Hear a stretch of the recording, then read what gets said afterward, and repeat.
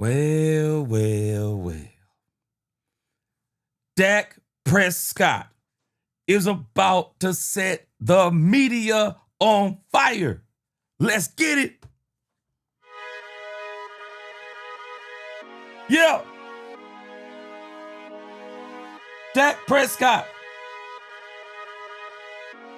is going to set the media on fire today and tomorrow. You watch what I tell you. Yep. It's that time.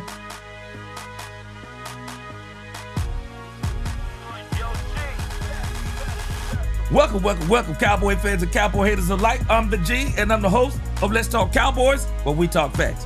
And if you like this live stream, please don't forget to like, share, subscribe, hit that notification bell so you know the next time we post another video or go live. And if you haven't become a channel member or subscriber yet, please do. We have a lot of great things coming up this season. Now let's talk facts. I told y'all about these players. See, a lot of people keep thinking that the players are in solidarity with Michael Parsons as if they're going against Jerry Jones.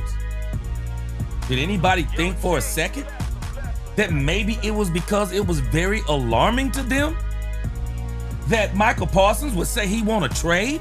Did anybody ever consider that? And maybe they were posting those pictures to say we want you to stay on the team. But don't you ever think these players don't like or love Jerry Jones? These players love Jerry Jones. They love Jerry Jones.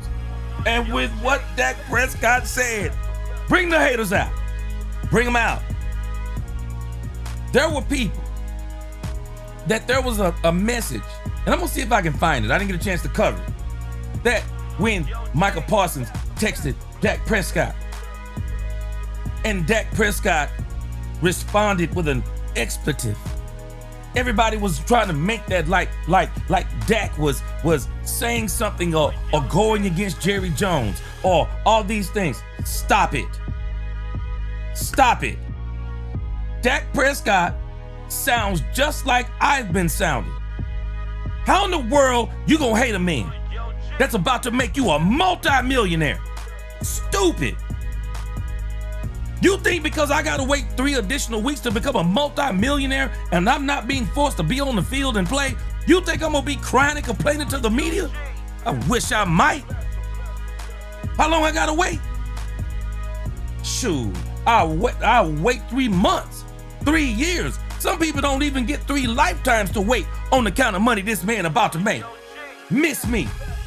Dak Prescott is going to set this media on fire once it starts circulating what he said. I'm waiting on the interview to come down on DallasCowboys.com. But nevertheless, until that interview comes up, y'all know how we do it. Oh, I see it. It's up. We're gonna kick the show off with Dak Prescott. All right. This is going to be what we're going to be talking about today. So, first things first, Dak said what? Dak said what? Then we're gonna look at the Stephen Jones interview. Then, 105.3 The Fan today, they came out with something asking, is Jerry bluffing? I think they interviewed somebody about Jerry Jones and how far he's willing to take this. And then, of course, we have the coaches' interviews. We're not gonna listen to all those. All the coaches for the Cowboys have given interviews. What we'll do is we'll probably split those up over maybe 2 or 3 days. Because I'm telling you, I'm going every single day almost as we get into the season. There is no more breaks. We've had enough breaks. It is time to talk football. We're going to talk about tonight's game. We're going to probably come back post-game show tonight. Friday night for sure, for Shedeur Sanders. Post-game show for the for the Cowboys and Rams on Saturday night. We are going all in football. But this is going to be what we're going to be talking about today. Dak said what? Stephen Jones interview. Is Jerry bluffing? Coaches interviews. Breaking news. Let's go.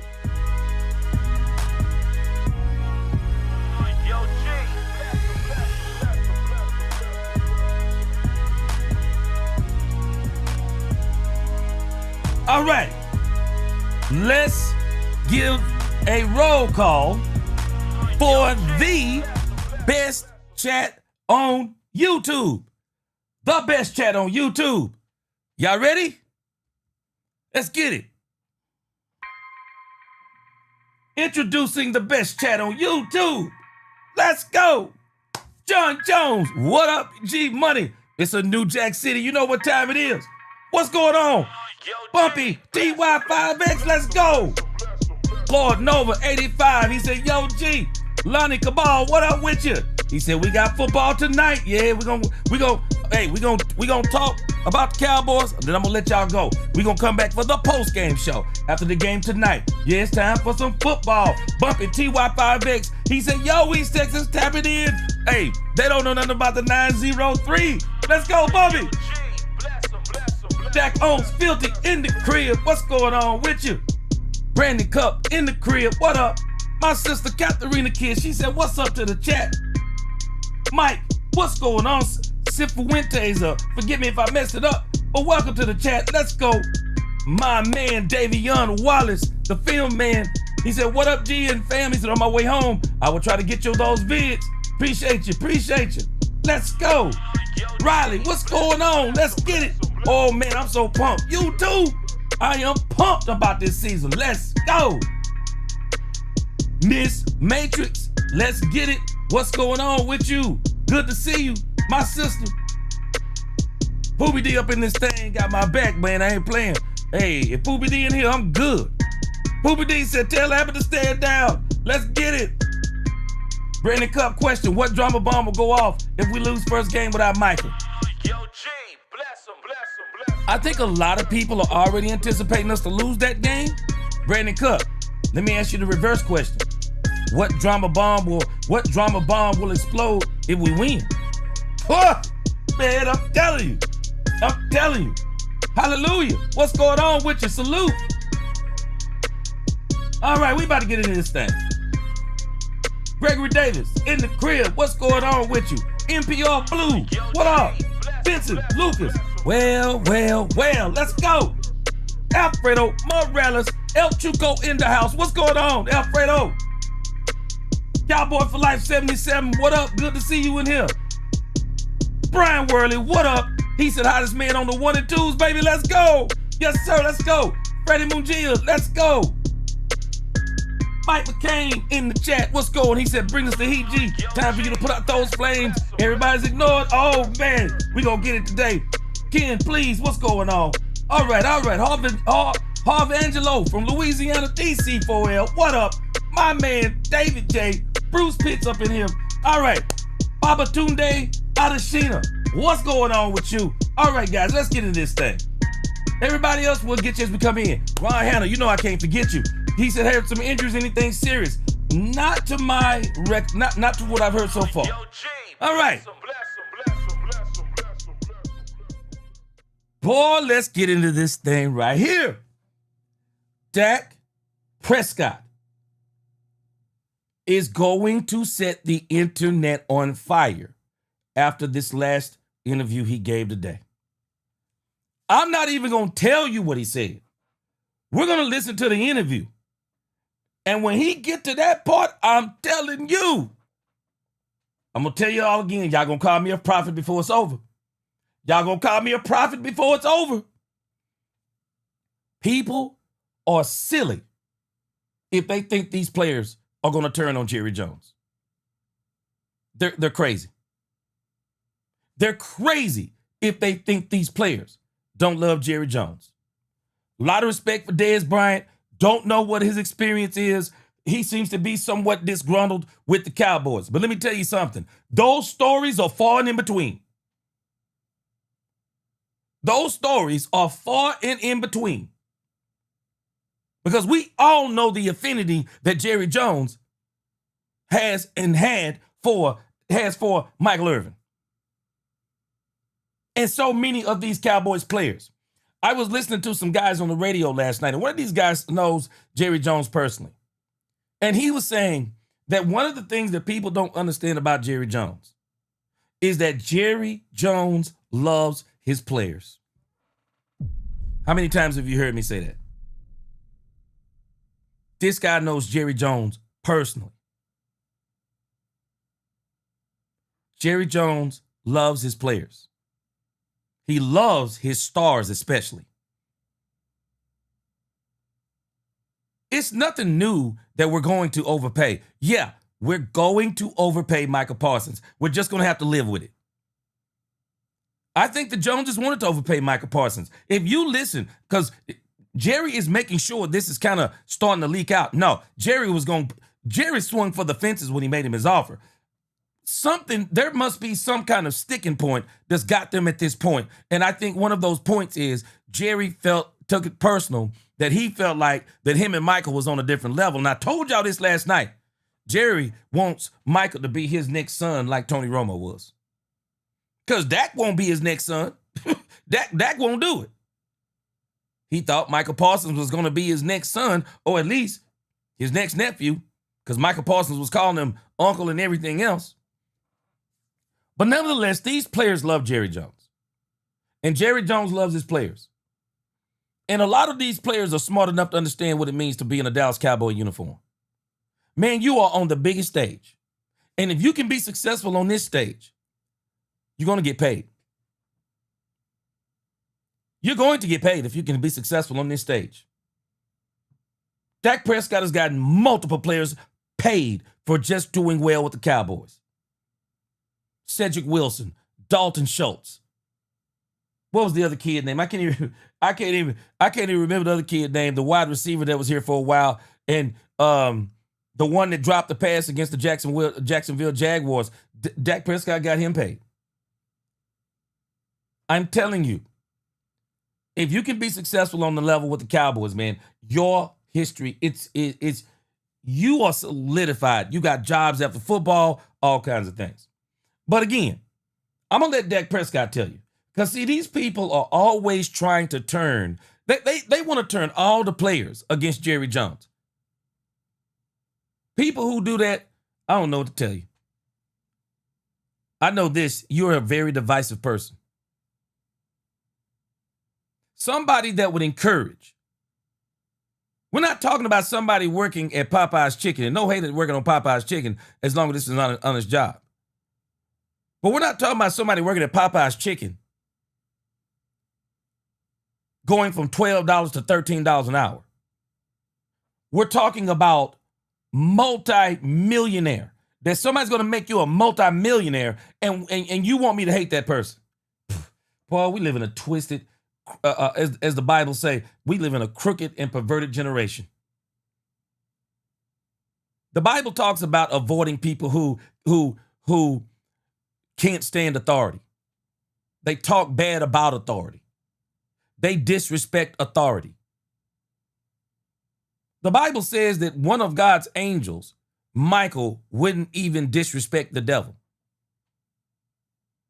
But people who talk about things that they don't understand because they don't know everything going on, they speak evil of people in positions of authority.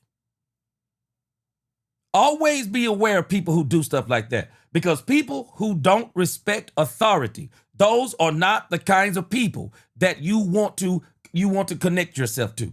People who don't respect their elders, people who don't respect people in general, people who don't respect offices and positions. You need to be very careful connecting yourself to those type of people, because they will get you in trouble. They will have you broke. They will have your relationships broke. They will have your marriages wrecked. And some of them will have you hating the Dallas Cowboys. Jared Thomas up in here. We about to get to this thing with Dak Prescott. Get a couple of more and then we in. C-Base, my man up in here. Ronald McMillan, what's going on with you? Let's get this thing going. I'm preached enough. Ty Church in the crib. What's going on? Noah Brown. Thank you, Ty Church. Appreciate you. Let's get this thing going. Let's roll it. Dak Prescott. Hold on a second. My man up in here, the big Rombowski. What up with you? All right. My brother from another mother. My brother from Jesus Christ, Roderick Terrell. Let's go. True Cowboy, what up? Let's get this thing going. Prescott.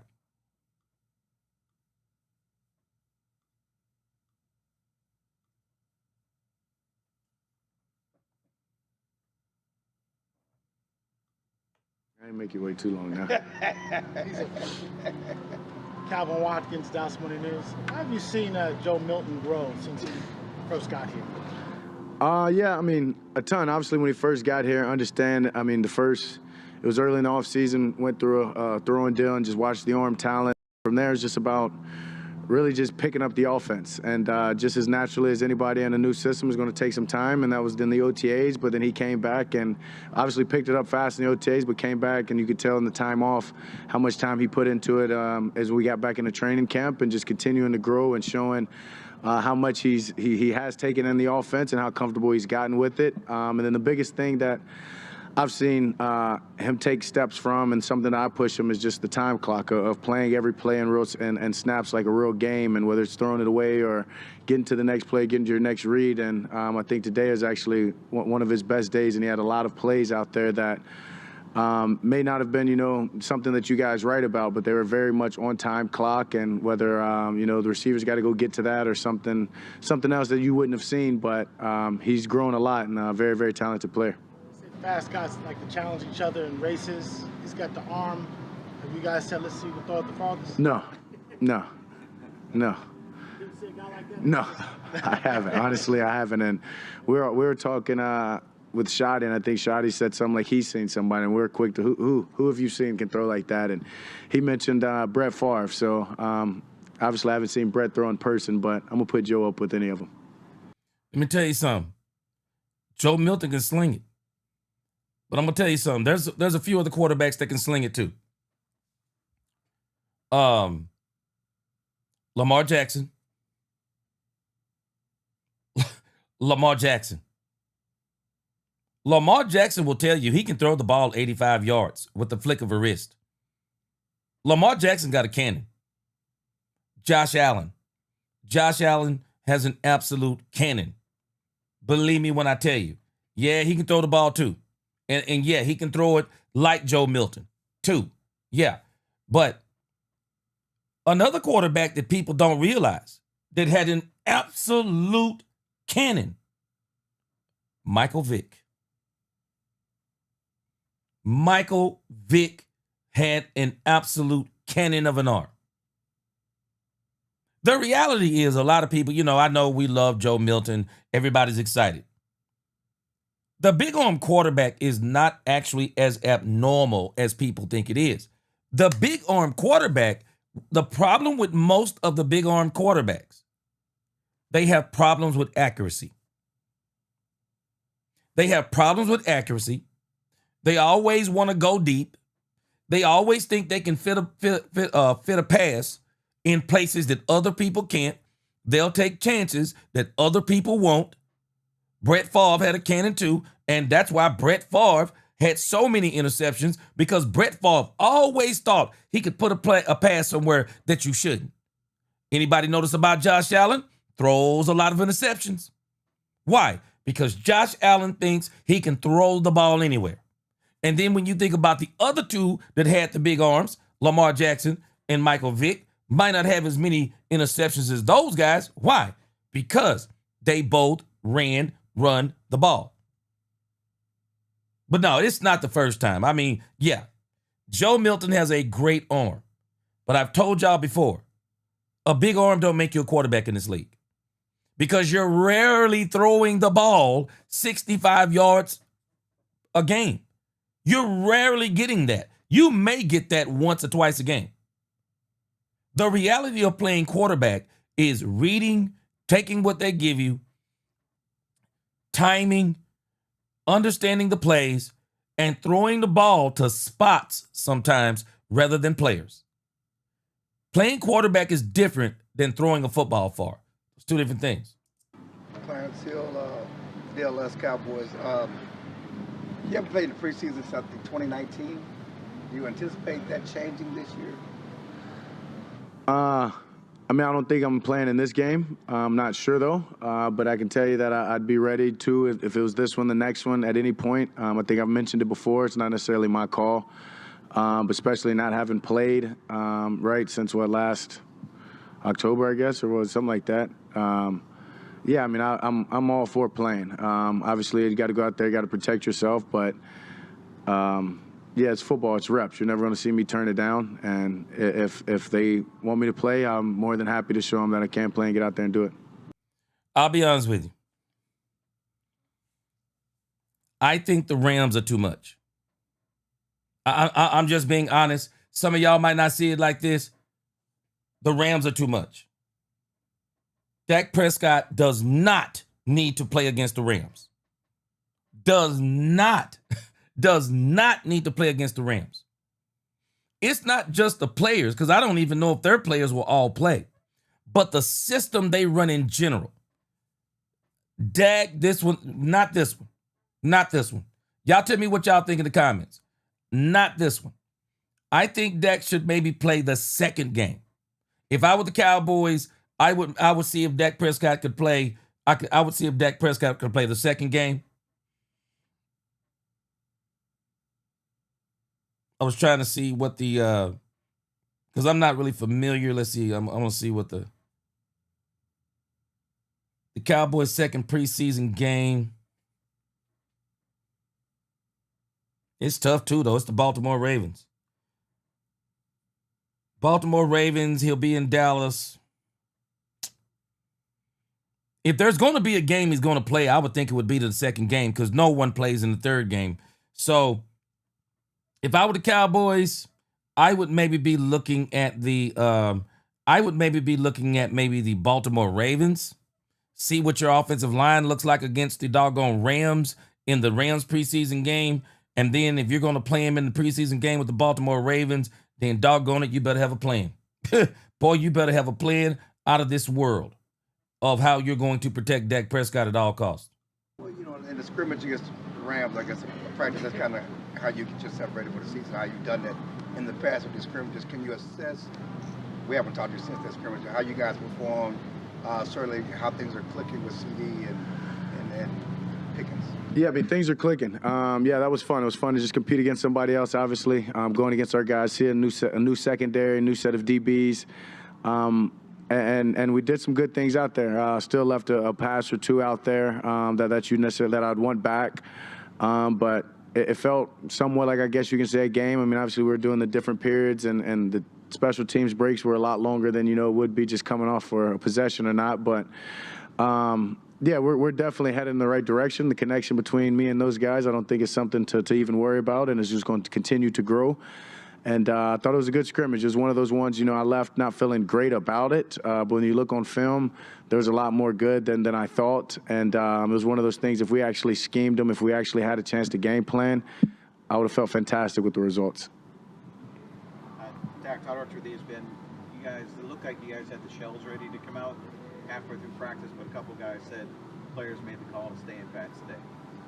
Yeah, I mean, Shadi told us today, this morning in the team meeting, we go out there and we be physical, get the pad level right. After the first two periods, we can take them off. And, yeah, when that time came, I wasn't taking mine off. I mean, they were already, melted on me and ready to go. And I think a lot of guys felt that way. And, I mean, credit the guys who made that decision. And it's not a decision for me to make. I'm not necessarily hitting guys. So, I would have said this morning, let's leave them on. But I was very excited watching guys take over, whoever it was, say, no, hell no, leave them on. Offensive guys and defensive guys, I know we're all participating in that movement. So it was good. I mean, hey, we're already in the mix of it. Let's keep them on. You got to play the game with pads.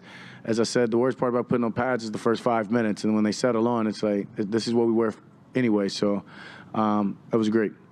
Back to 10 years ago, preseason game against the Rams, and what do you think that meant for you? Yeah, for me, I mean, it was just, for me,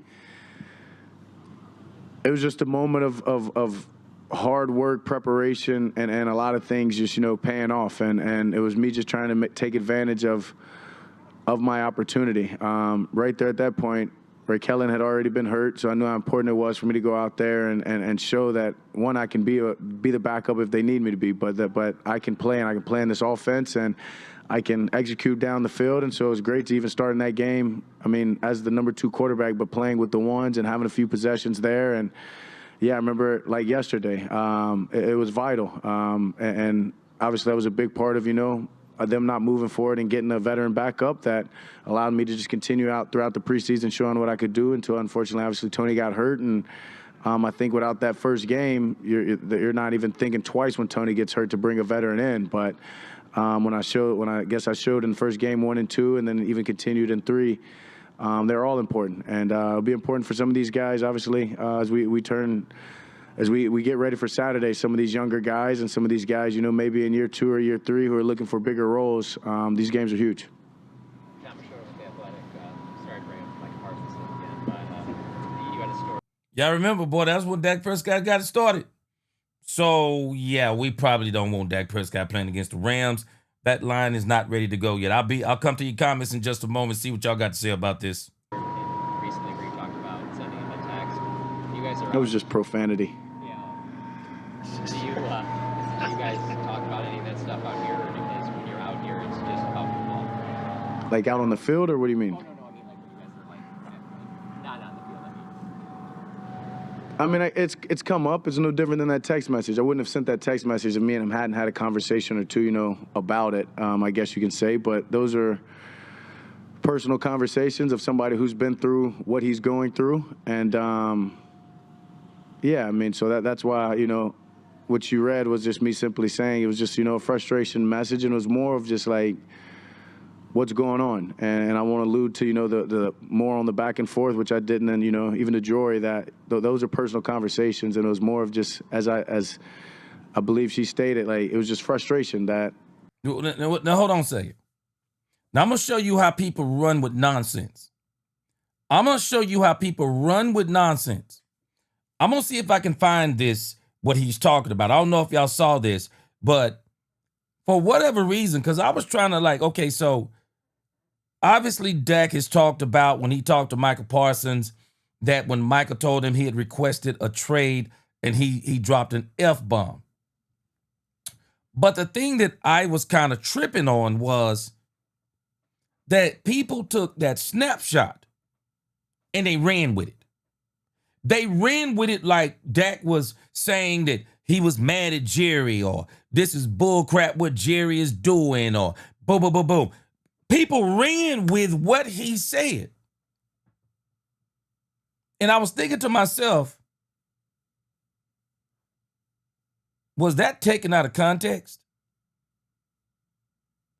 Could it be that maybe Dak is like, it's not so much that this thing is going on with Michael, because Dak's been through this before, but Dak handled it better than anybody. And let me play both sides. Dak played it better than anybody because Dak is a quarterback. See, if Dak would have got hurt last year with no deal, Dak would have came back this year and still got a humongous deal. And I mean a humongous deal. It wouldn't have been $120 million guaranteed like Kirk Cousins. No, Dak would have came back and probably got the same deal he got now. Because there would have been teams who would have been willing to pay that. I promise you they would have been. But as an edge rusher, see, Dak understands, because I was saying this before I even heard Dak say it. I understand why Michael's not going to hit the field. Because it will devalue you if you get hurt as an edge rusher. Because now you got to go out there and negotiate. Nobody knows what you are. So we get that part. But people were running with this conversation like Dak is saying this is a distraction, this Jerry, and I'm frustrated with Jerry and blah, blah, blah. Dak just made it clear that when he dropped that F-bomb, it wasn't in reference to Jerry or anything. It was in reference to what's going on. Because I just wonder if Michael Parsons sends Dak Prescott this, he says, hey, bro, I'm about to put in a trade request to Stephen Jones. I just wonder if he says that to him before he does it. Does Dak Prescott tell him, don't push send? Because if I'm Michael Parsons' friend, teammate, and he'd have told me he was going to do it, I would have told him, don't do it. Nah, man, play it cool. You're going to get paid. This is just the nature of the beast. You got to be patient. Bro, you are about to become the highest paid non-quarterback in history. Calm down. You said patience is a virtue. Be patient. Jerry loves you.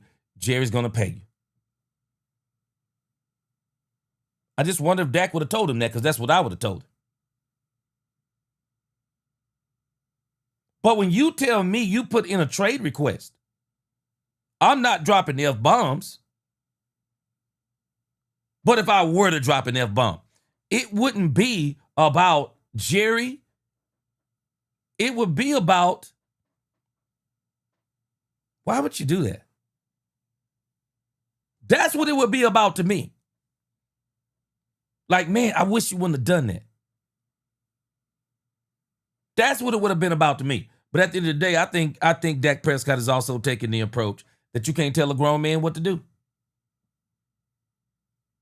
I just think that's Dak Prescott's approach. He's just not going to try to tell a grown man what to do, and he's going to be there. He's going to be there and try to back him up the best way he can. But other than that, he's going to let him do it and say what he wants to. But I just wonder, had he said to Dak before that, would Dak would have said something like, "Nah, don't do it." But let's check out some more of this.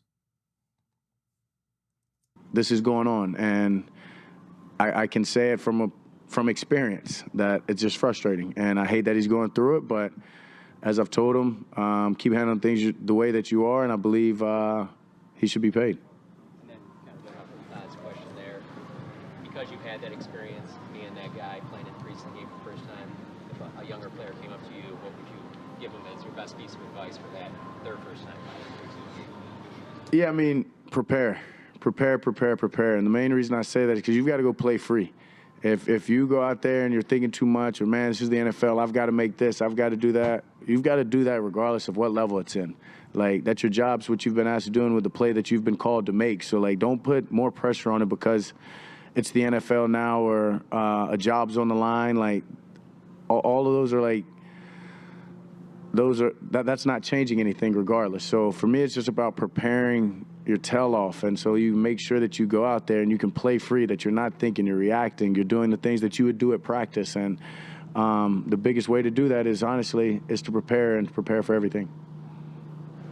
Nick Harris, 4-Star Telegram. Shotty was talking about yesterday how y'all are trying to keep things pretty vanilla. He's only bringing a 7-iron out as far as throwing offensive game plan out there.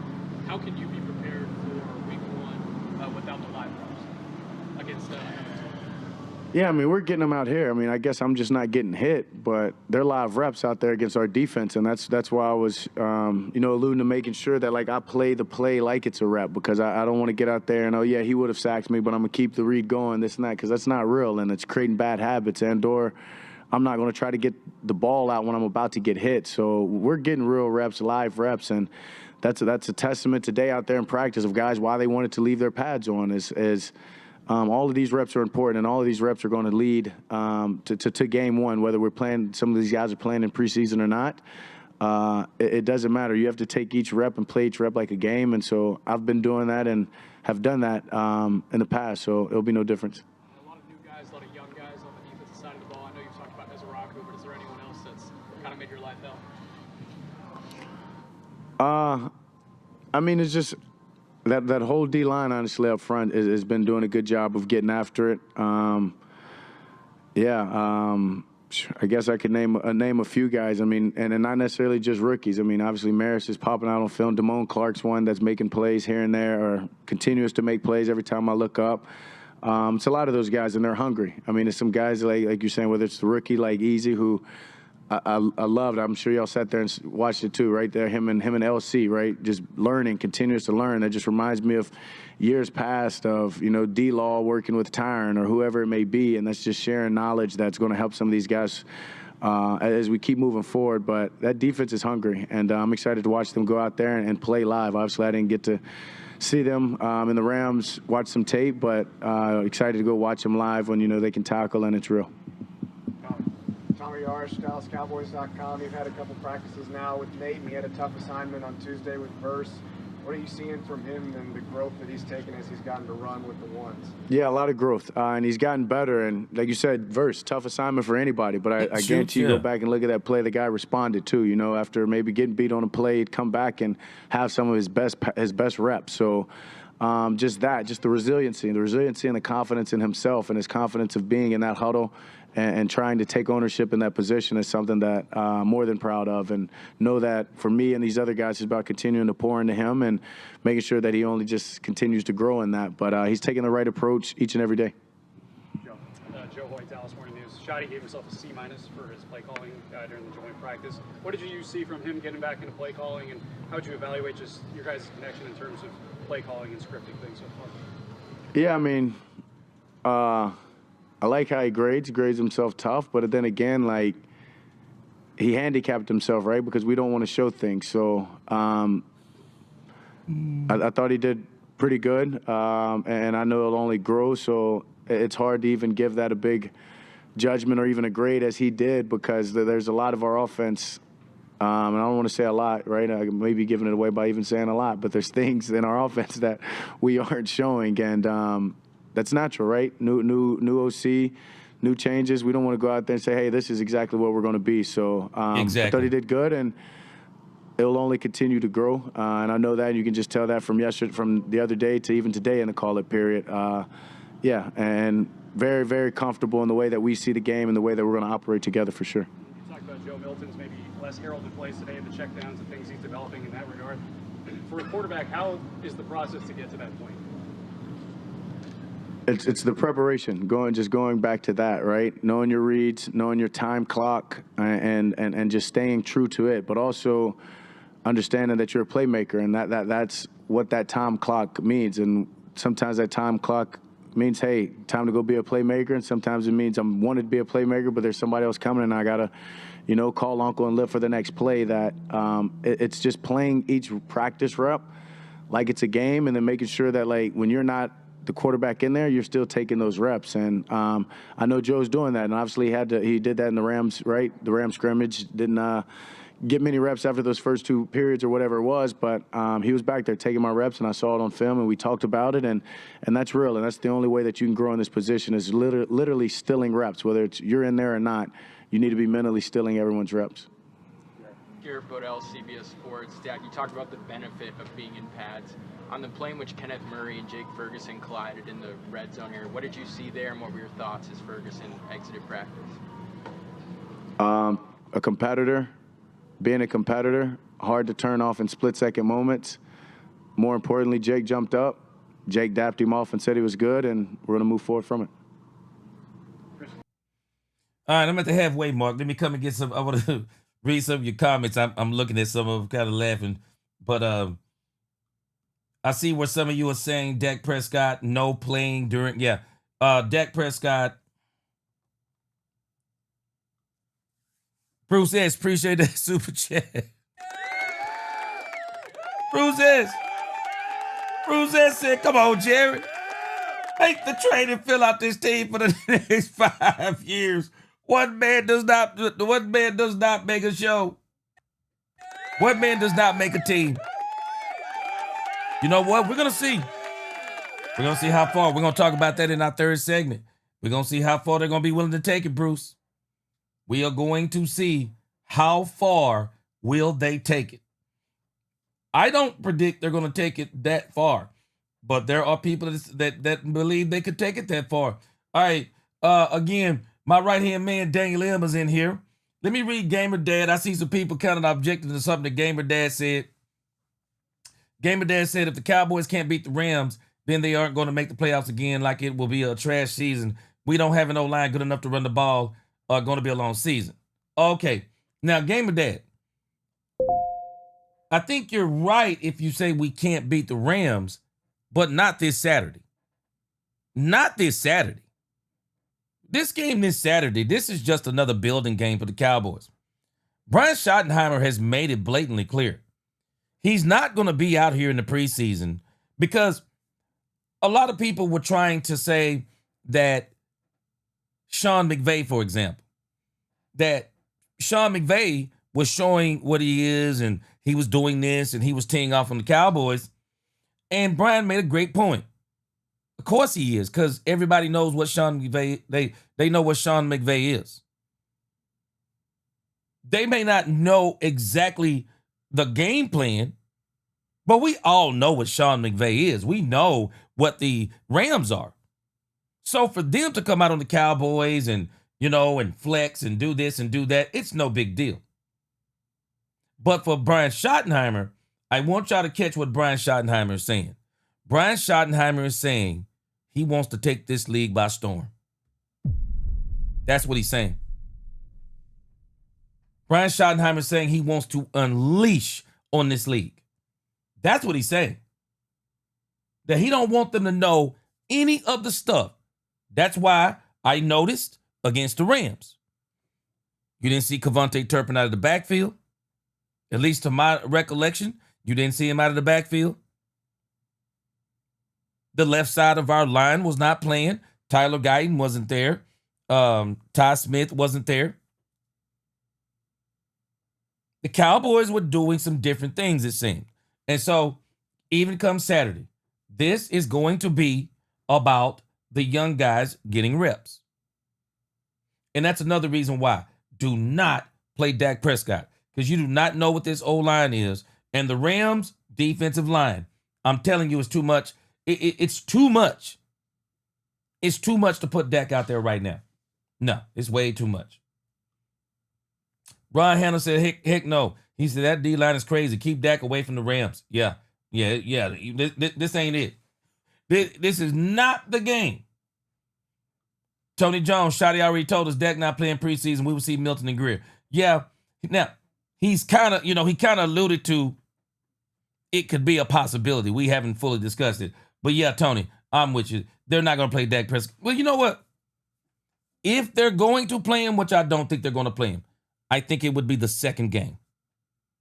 I think it would be the second game that they would play Dak Prescott.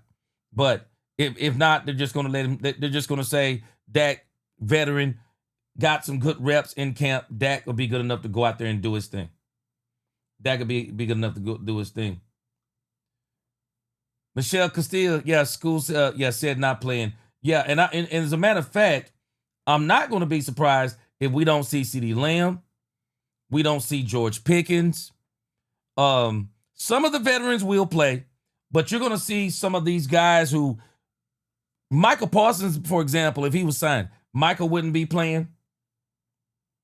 But I do think you're going to see Donovan Ezeraku. We'll see what happens.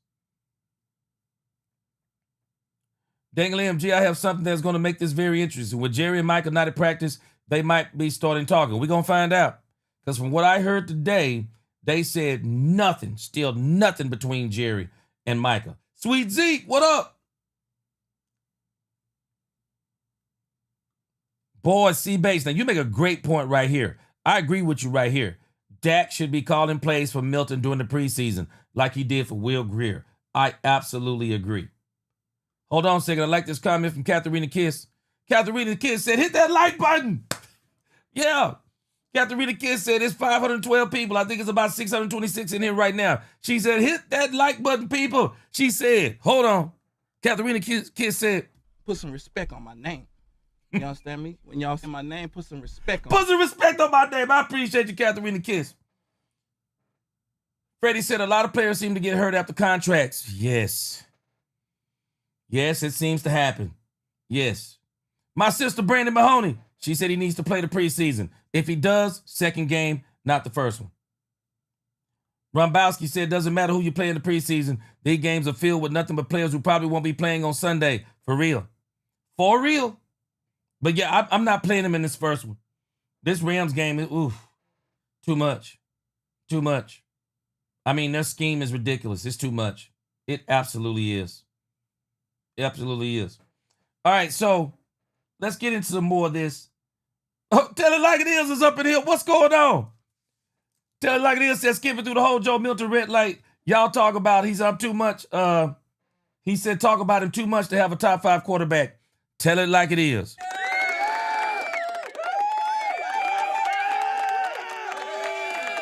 Tell it like it is. Told it like it is. I'm with you too. This is why I don't talk a lot about Joe Milton. I want them to leave Joe Milton alone. Joe Milton got a long way to go. I was listening to Brian Broaddus today.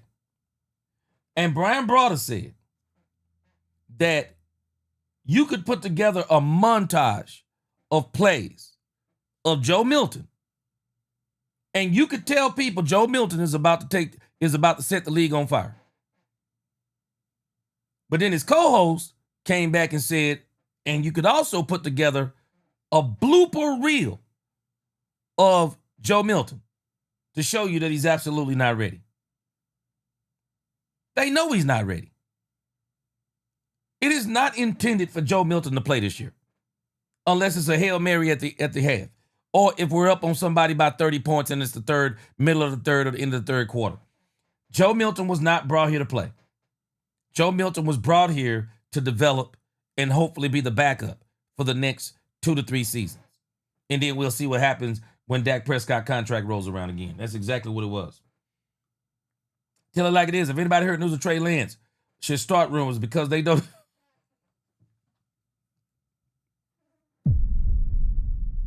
He said because they don't exist. Now, he did play pretty good in that Hall of Fame game. But again, not somebody that people beating down the door saying, we want Trey Lance. But you know what? Let me tell you something. Tell it like it is. I believe there's going to be a day that Trey Lance is going to get an opportunity. I think it's going to be a day.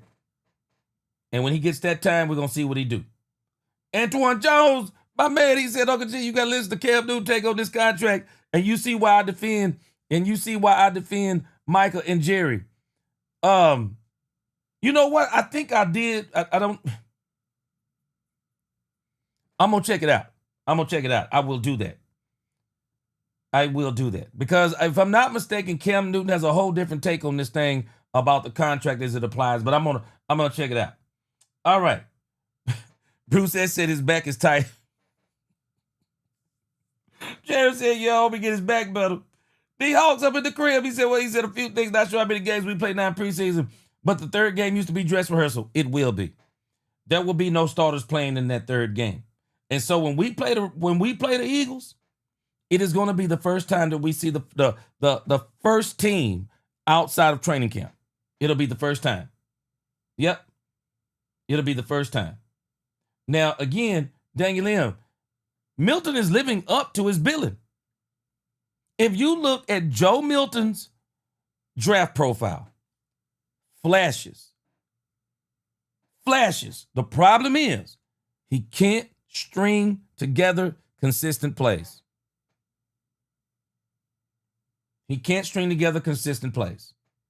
And a lot of people be acting like this dude is this, that, and the other. I love Joe Milton. I'm glad we got him, but he needs work. And this is the perfect place for him to come and get that work, learn how to be better. But again, no, Dak is balling this year. Dak is absolutely balling. So we're not going to have to see anything from, yeah, I got you, Bruce S. I appreciate you. Yeah, we're not going to have to worry about anything as it pertains to that. But we want to continue to see Joe Milton develop. We want to see him continue to develop. We want to see him get better. But only in Dallas will you hear people constantly asking about the doggone backup. Only in Dallas. Family Fun 3132. Appreciate you. Said you preaching truth, my brother. Appreciate you. Good to see you up in here. All right, let's hear some more. What up, Newhouse Regulator? Good to see you. All right, Richard Owens in here. I see you. Poobie D got my back. He said smash that like button for them boys. That thumbs up for them boys. Let's do it. All right, so let's get to the second half. Because I think this is where Dak Prescott, obviously in this second half, I'm telling y'all, watch what I tell you.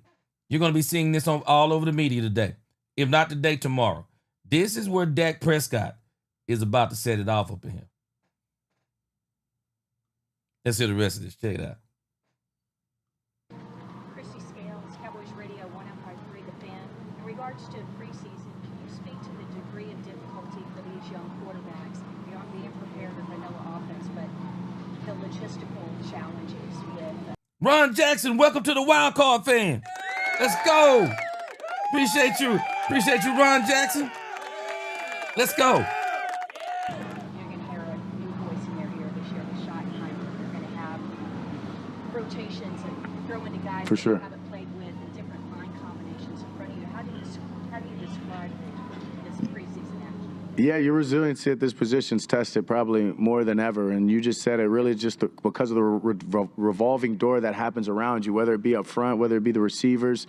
It's not the guys that you've continuous taking reps with at practice. You may get them for some time and then they're out, or however that thing goes, that, may be a mismatch from one play to another, across the line. And, you've got to take that note and you've got to get the ball out, or you've got to, go to the other receiver, or whatever it may be. That it's tough, but what that does is it challenges your resiliency, and that's the whole point of like preparing and staying in your game.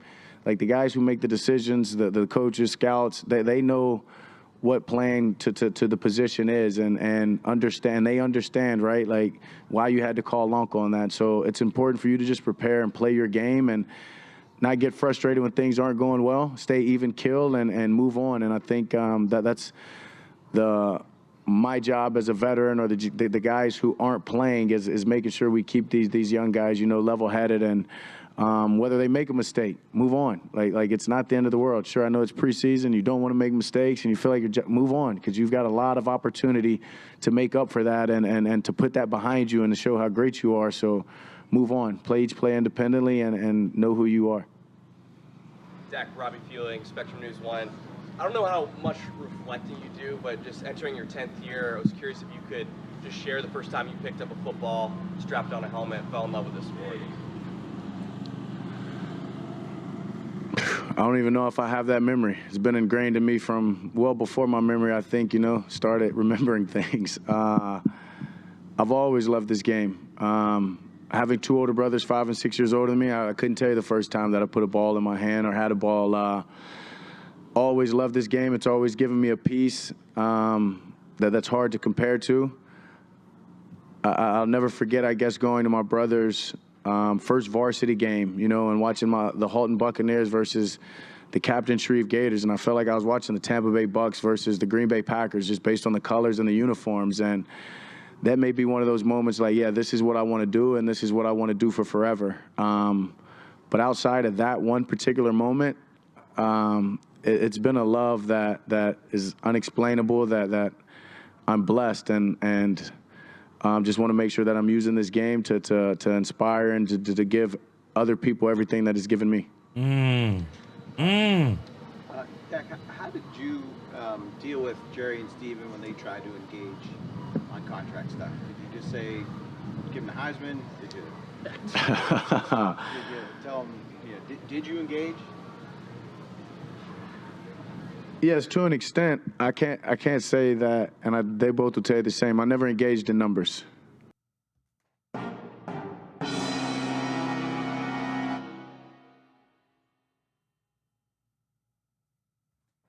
Never talk numbers.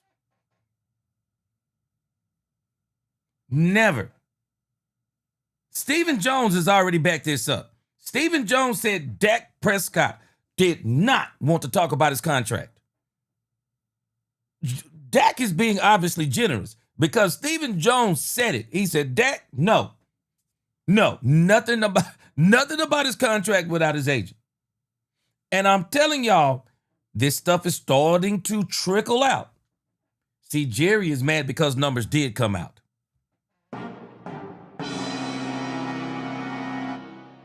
That's why Jerry mad. Numbers did come up. And people are already saying that Jerry was offering him north of $40 million guaranteed per season, was going to make him the highest paid already. Telling y'all David Mulugeta's come up in here trying to add some more things in, and I'm pretty sure I don't believe for a second that David Mulugeta hasn't said something about what he wants. But whatever the case is, Jerry said he ain't moving. Never engaged in numbers, but there was a lot of engagement, especially on this last one. The first one, maybe not so much of anything, but this last one, yeah, there was definitely some talks, definitely different talks, particularly with Steven. And they were great talks. They were phenomenal talks. Honestly, don't know if I do resign if we don't have those conversations. And it was much more than it was the numbers. So that's why those conversations were needed. And yeah, thankful that we got to that position, honestly. And I don't know if we would have without the contract being in the being up in the air. But what that did is allow us to get to grow closer and actually create a relationship that's only just been built more and more and more. And so there's ways to go about different things. And for me, yeah, it was necessary to have conversations, but it wasn't about the exact numbers or anything like that. And they knew that I wouldn't have those conversations with them.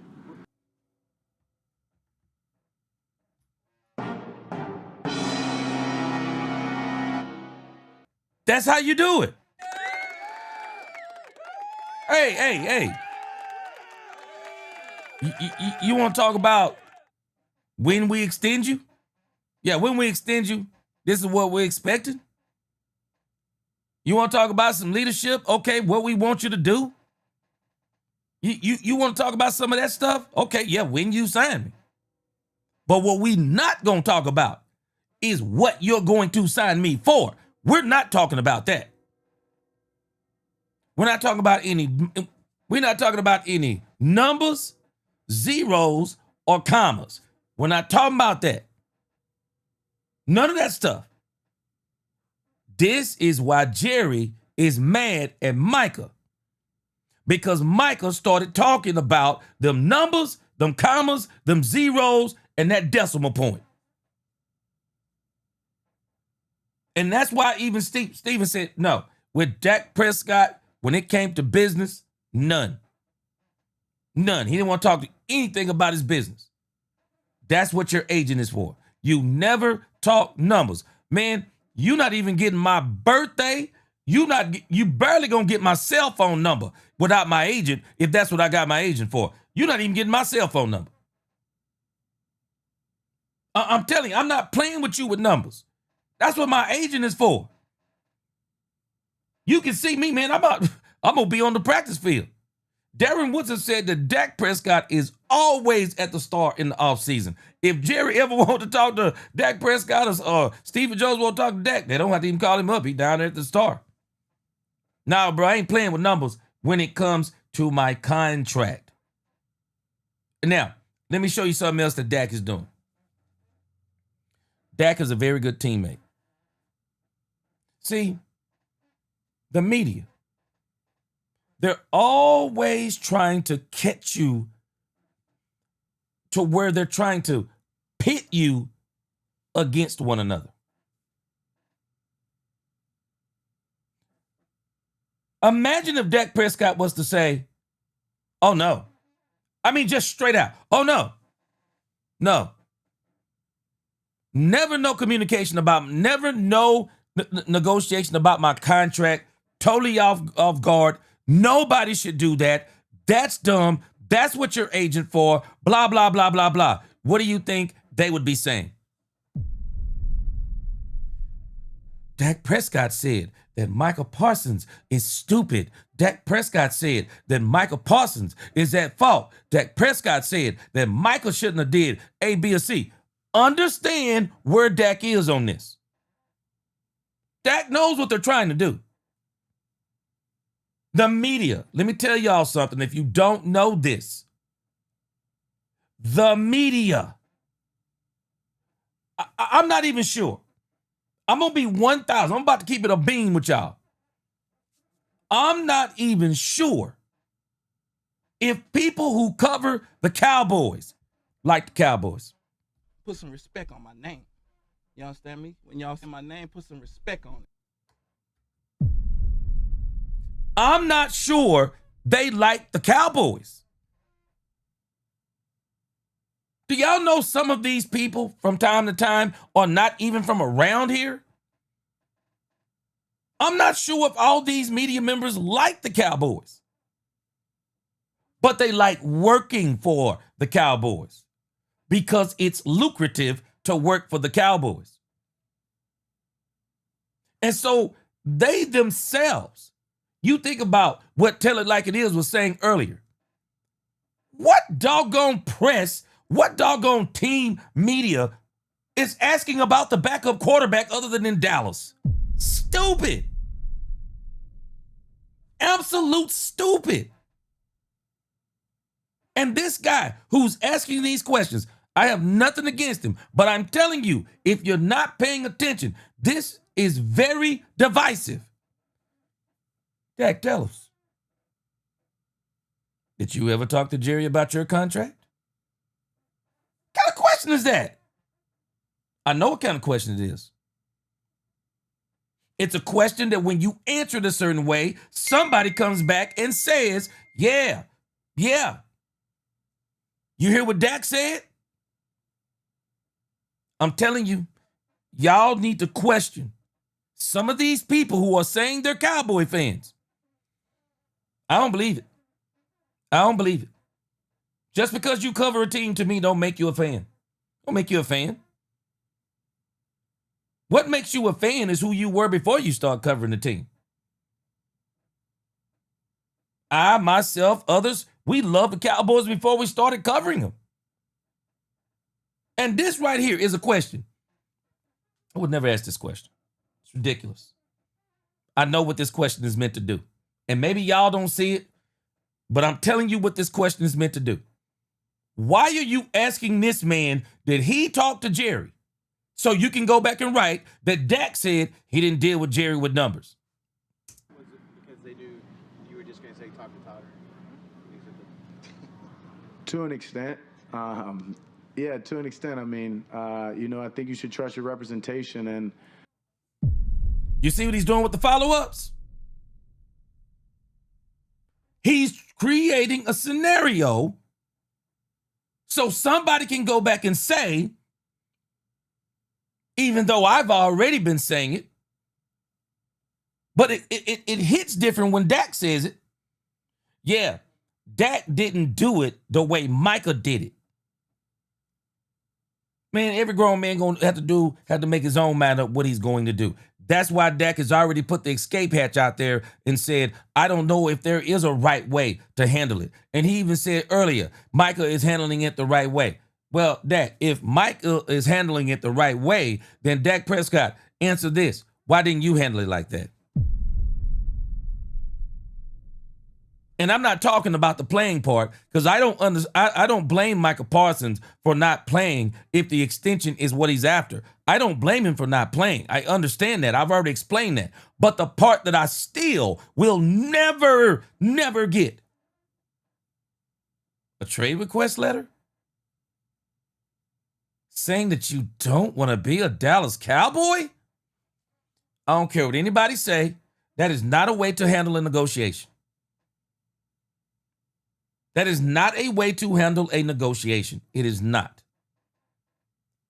But this guy right here, he's asking these questions for a reason. He's trying to juxtapose Dak Prescott versus Micah Parsons. Yeah, Dak did it like this. Micah did it like this. Don't fall for it, Dak. They're there for. Simple as that. And don't want to talk about somebody else's situation. Boom. See, Dak gave the right answer. No, I said this when Micah, all these people, they didn't have this same energy when Michael was out there talking about there's no difference between 30 and 40 million. They didn't have that same energy. It's funny to me that none of them found anything wrong with that. And while I understand that Max Crosby got an extension, I understand that Myles Garrett got an extension, I understand that TJ Watt has got an extension. Micah Parsons never said it depends on who gets signed on what I want to get paid. He said it depends on how aggressive that we're trying to be. Well, the Cowboys are trying to be really aggressive because they went out and got George Pickens, and it is a contract year for George Pickens. You want to talk about aggressive? We got to get Ty Smith signed. Brandon Aubrey signed. Deron Bland signed. And oh, by the way, I don't know. We're going to see how this all shake down. Christian Wilkins is out there. If Christian Wilkins gets some counseling, get everything straightened out, should the Cowboys go and take a chance on him? Because I'm telling you, if this dude can get his head game together and the Cowboys bring him in as the true one tech, look out. Look out. The Cowboys' defensive line will fall right into place. I'm just saying, people didn't have that energy. I was saying this months ago. Now Dak just said it. That's what you hire the agent for. You don't talk contract. You don't talk numbers. You don't talk that stuff. If you want to talk about my role on the team after I sign the contract and kind of what you want me to be, whatever the case may be, hey, man, let's talk about it.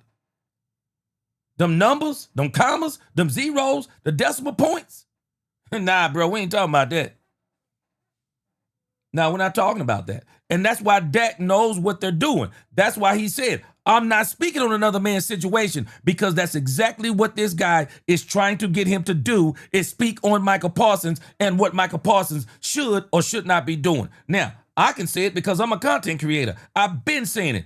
Michael Parsons is in the wrong because he never should have talked to Jerry Jones about even the month on the calendar. No numbers, bro. No numbers. We ain't talking no numbers until I get my contract signed. And if you want to talk numbers, you're going to talk to David Mulugeta. But don't talk numbers and then try to bring in David Mulugeta. Now, we ain't doing that, and that's what Jerry is. Now, we're not doing that. We're not going to talk numbers and you say this is good, and then you're going to come back and say, then David Mulugeta going to come back and try to move the goalposts. Jerry's saying we're not doing it. But what this guy is doing, I cannot stand it. I'm telling you, some of these media members, they can be very divisive. And I understand they have a job to do, and I guess this is their job to try to get sensational stories. But this is bull junk, in the words of Deion Sanders. That's bull junk. Absolute bull junk. And that's why I'm glad Dak Prescott is kind of picking up on it like, nah, I'm not speaking on Michael Parsons' issue, bro. But I just think you do. You have to trust your representation, and I think 11's doing that. Because that balance, because Now, Dak said 11 is doing that, but it's not true. Dak is trying not to go against Michael, but it's not true. No, Michael is doing that now. He wasn't doing that before. That's why Jerry is where he is with Michael right now. Dak is not wanting to say anything against Michael Parsons because this is exactly what they're trying to get him to do.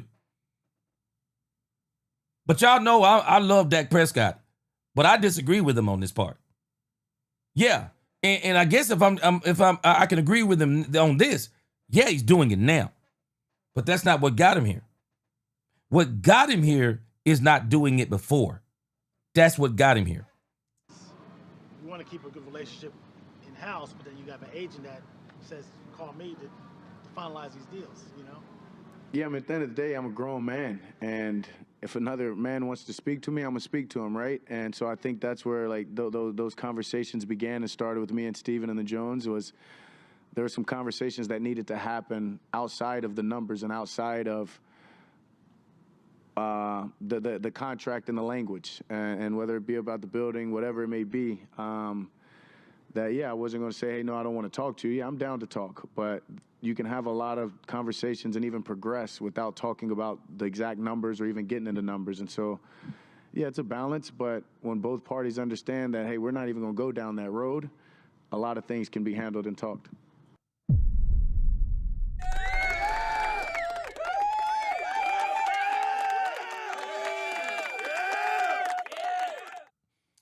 Isn't it strange what Dak Prescott is doing? It's strange what Dak Prescott is doing. Dak Prescott said Michael Parsons is handling it the right way. But the way Dak Prescott is explaining it, that's not how Michael Parsons is handling it.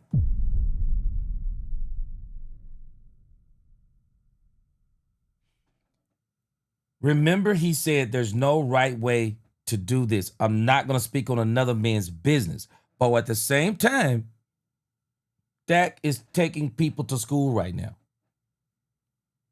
You can talk about your contract, anything outside of the number of years, the amount of money per year, the overall contract, anything that has something to do with contract language. But if you want to talk to me, and I love what he said, how many times have you heard me say this about Michael Parsons? When I say he went in there and he talked to Jerry about numbers. I'm sorry, you are a grown man. And for other grown men and grown women to say that a grown man was taken advantage of by another grown man is ridiculous. It's ridiculous. Straight up, it's ridiculous. Okay, you want to talk about leadership. Okay, you want to talk about what my position is going to be on the team, in the facility, what kind of what that looks like. You want to talk about all that stuff. Okay, that's cool. I'm going to talk to you about that stuff. No doubt, I'm going to talk to you about that stuff. Don't mind. But he's only reiterating what Stephen Jones said. When it came to the business side, Dak never wanted to talk about the business. Nope. Real quickly, is there a balance? Because a lot of players are showing support for Micah. Certainly, a couple guys changed their Twitter profile pics to Micah, and certainly you voiced support for Micah. How do you balance, supporting your teammate, but not coming across against the front office, so to speak? You know what I'm saying? How do you balance it? Is it good that players are supporting their teammate? Yeah, it's great players are supporting their teammate. That's a necessity if you believe in that teammate, And so I'm glad that those guys are. And I don't think it's a knock at anyways to the front office.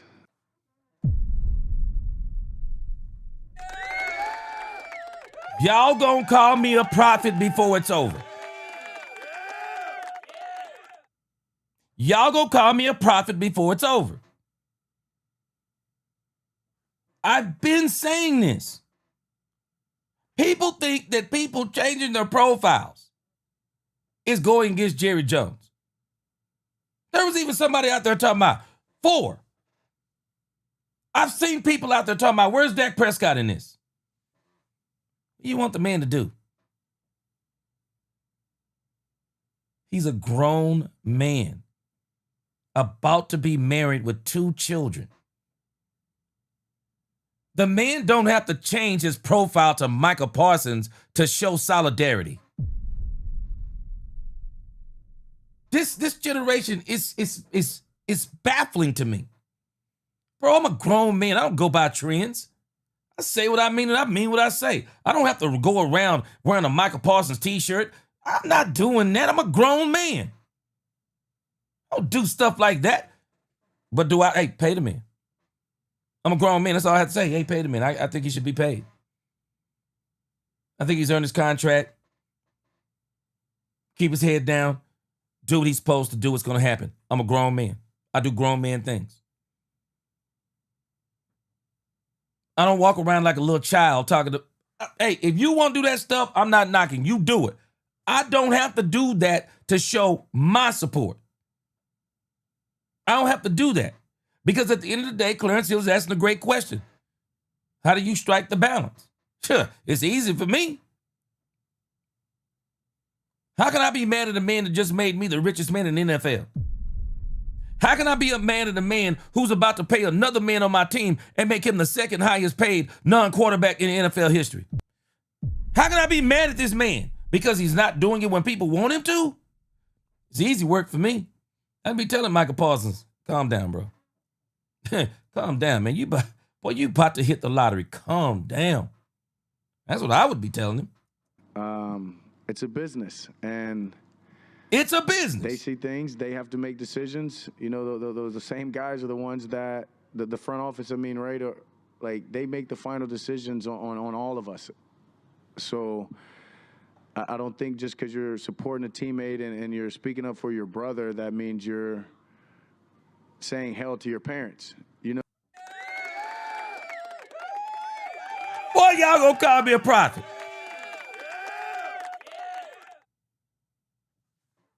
You see how dumb people sound? I've been saying this. You see how dumb people sound? I said it when it happened. Have you ever thought that just because certain players are changing their profile, it doesn't mean they're agreeing with you? Oh, hate Jerry Jones. These players don't hate Jerry Jones. These players know what kind of man this guy is. They do. These players. And you don't have to always agree with everybody to still love them. We don't have to agree that we like the way that this thing is shaking down and still love Jerry Jones at the same time. People get mad at me because I won't hate Jerry Jones. Why would I hate Jerry Jones? Has he been the common denominator in 29 straight years of failure? Yeah, pretty much. But do we give a man the opportunity, no matter when it is, to redeem himself? Yes, I will. And when I look at everything that Jerry Jones has done this season, it has been good.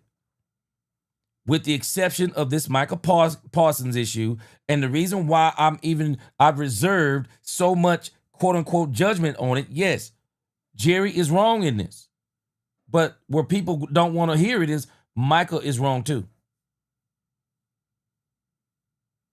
Micah, unlike Dak and CD, no, Micah is wrong in this. He's not 100% wrong. I give him 25%. You can give him 15%.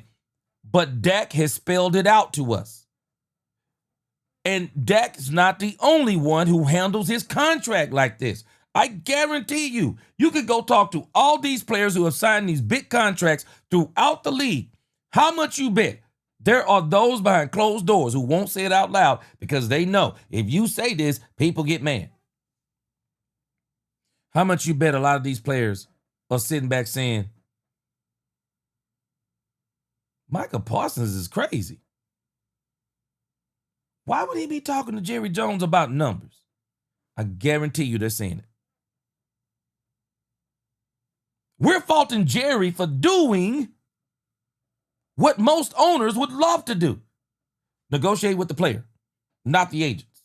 Because you can probably knock off another $4 or $5 million that's thrown in there to cushion what the agent's going to get paid. Yeah, you could probably save about $5 million. They would love to just deal with the player. Not to mention, and some of those owners would definitely be getting over on the players and make those deals more advantageous towards them than the player. But that's why you get an agent. You balance this out. But when you get that agent, just like Dak explained, that's what you're hiring for. I've been saying this stuff. You know what I mean? So I think there's a way that showing brotherly love and support for a teammate is just solely that. And you want the best for that guy. And if that means him getting his contract and his money that you think he deserves, then that's that. It's not a knock to who's being forced or being asked to pay that.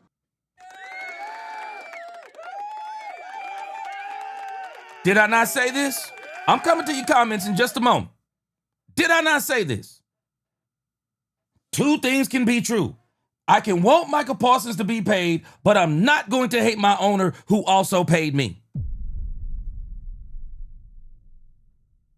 I'm going to tell you something.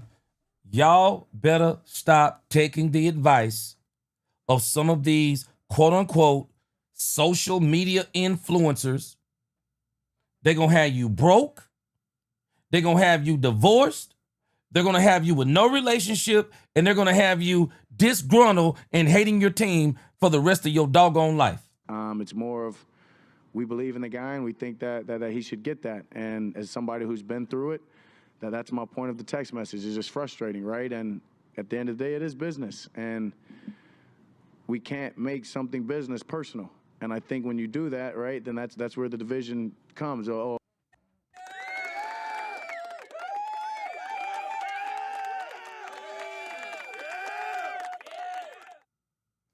Dak Prescott is going to break the internet with this interview. Dak Prescott is going to break the internet. Anybody find it to be strange? He said Michael Parsons is doing what he's supposed to do. But he's also explaining, but Michael Parsons isn't actually doing this. Micah isn't doing what he's explaining. Because Micah did something. And this is why I asked y'all this question last night, and I'll ask you again. Have we reached a point of no return between Jerry Jones and Michael Parsons? Because the one thing I did not see CeeDee Lamb do, and I didn't see Dak do, I didn't see Zeke, I didn't see DeMarcus Lawrence. I did not see them doing what Michael Parsons is doing. Michael Parsons put out a letter to not just ask for a trade, but to embarrass Jerry Jones. You want to talk about divisive? I no longer want to play for the Cowboys. You want to talk about divisive? That letter, orchestrated, I'm sure, by David Mulugeta, is wicked work. It is wicked work. I'd have a hard time dealing with you after a letter like that. I would. You could have said anything other than you don't want to be a Cowboy no more. And, I don't want to be held accountable for anything I did behind closed doors. I mean, all of this stuff is crazy. But as you notice, Dak Prescott is giving a clinic. He referred to Jerry Jones and Stephen Jones almost in the role of a parent. Now, do you remember what I was saying in my opening soliloquy? Beware of those who despise authority.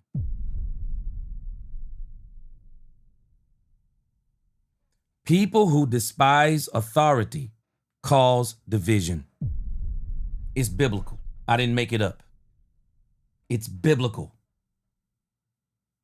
And it's right 100% of the time. You do not disrespect authority. And if you'll notice, somebody taught Dak Prescott right. Because through all of that stuff they were doing, they are not doing anything compared to what they did to Dak Prescott, bringing in Trey Lance. And yeah, Trey Lance going to be the Dak Prescott replacement, and just pranced them all up and down through the facility. Dak Prescott didn't even blink. Took him on his offensive player retreat. Taught Trey Lance everything he could teach him. And when Trey Lance blew up that game with all those interceptions, the first guy that hugged him was none other than Dak Prescott. I'm telling y'all, this dude right here, this is why I love this dude being our quarterback. I love this dude. You never heard Michael Parsons, when Dak Prescott's contract was up, you never heard this extensive of conversations about why they should pay Dak Prescott. Not like Dak's been doing. Dak has really been going out of his way, even though they keep asking him. But Dak has been saying all the right things, but he's explaining the right thing too. Me supporting Micah says hell with the Jones. No, it doesn't. Like, I support this player, this hell of a player that's doing things the right way, and I think the business part should follow it. Hard not to make it personal for players. I mean, because Yeah, it's hard to, for sure, when it's you and you're in the mix, 1,000%. And that's why I say it's frustrating as somebody that's been there. So, yeah, and if you're making it personal and it's not about you, then you're wrong. Like,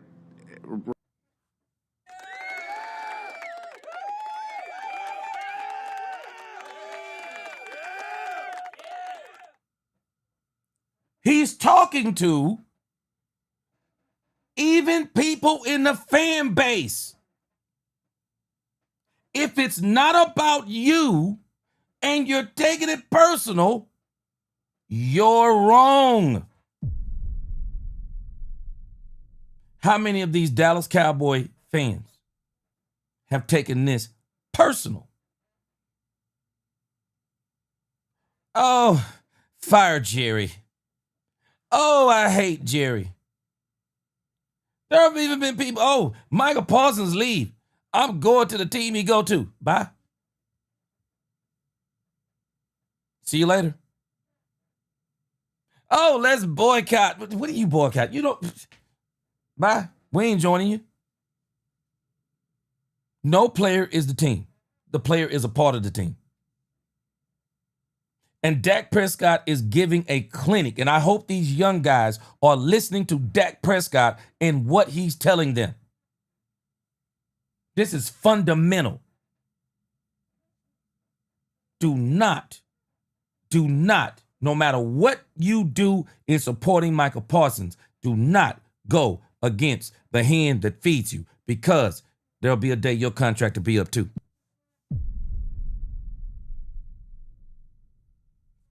Dak's going to break the internet. Watch what I tell you. Regardless of whether it's the media, whether it's anyone outside of Jerry and Steven, if it's anyone outside of Micah and maybe his family, right? Like, if you're making it personal there, you're wrong. And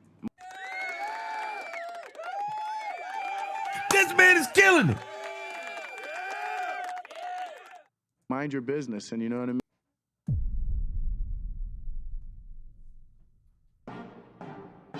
Mind your business.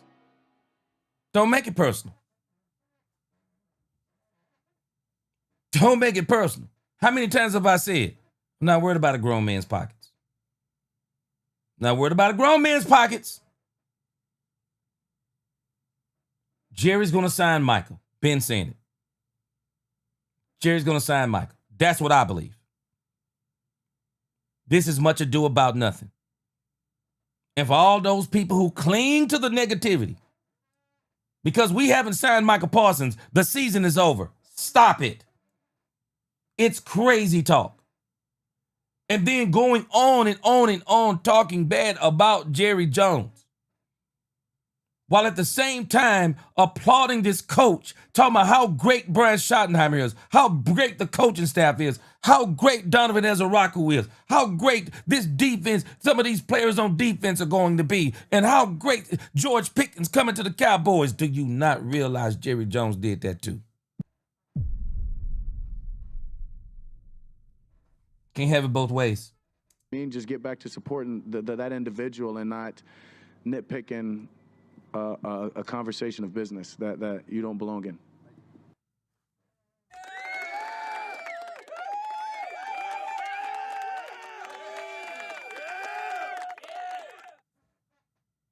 See, a lot of people are upset because the only thing I explained is what Michael Parsons wrote.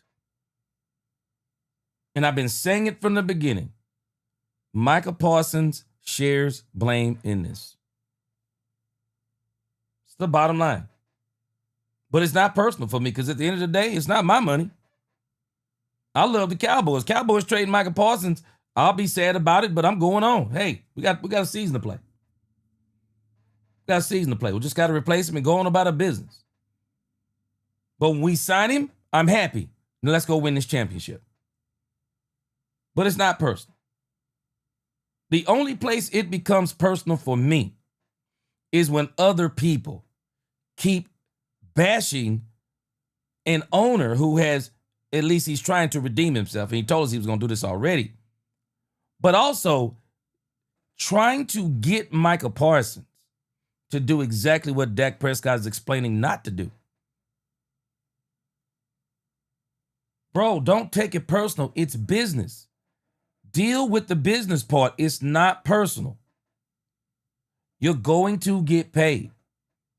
But instead, we're trying to get this man to, I guess, kick the door open to Jerry Jones and say, you're going to pay me or else. It's crazy talk. Nick, when you have seen things become personal, whether it was with you and during your negotiations or with other players, how are you able to find common ground with Jerry and Steven afterward? The business. It's when the business gets done. And honestly, not this past one, but the first one.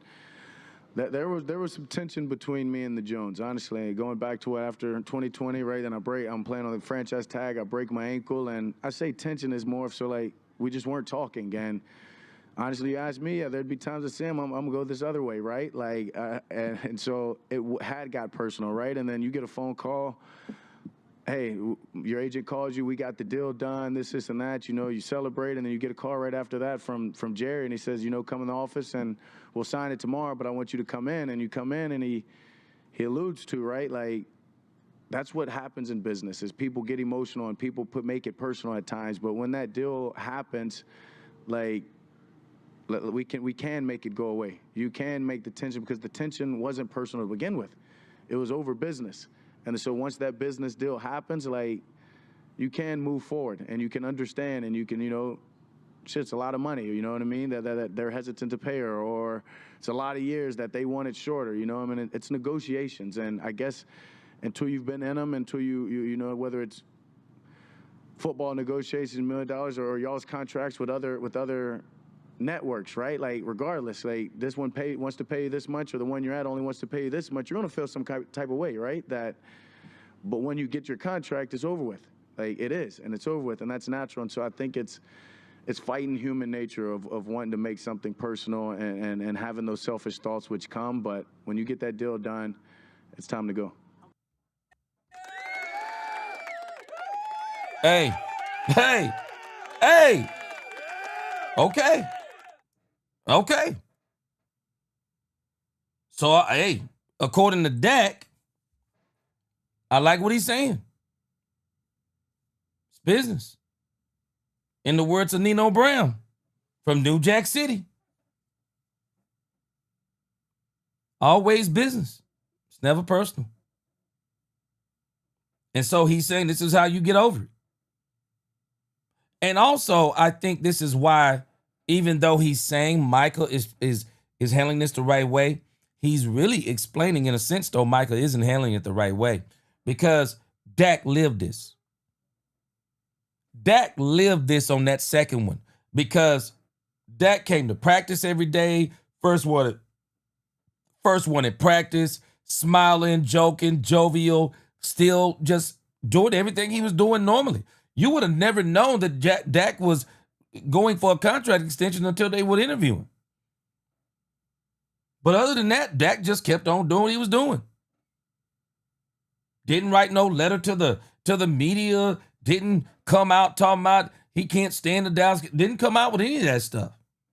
No, hey, you know what's a part of the business. I have to prepare myself. If I'm going to play somewhere else, I guess I play somewhere else.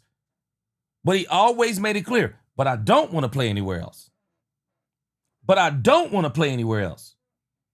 This is the part for me where I'm very perturbed in Michael Parsons. But the guy who was talking about Jerry Jones last night, I was listening to, who knows Jerry Jones personally,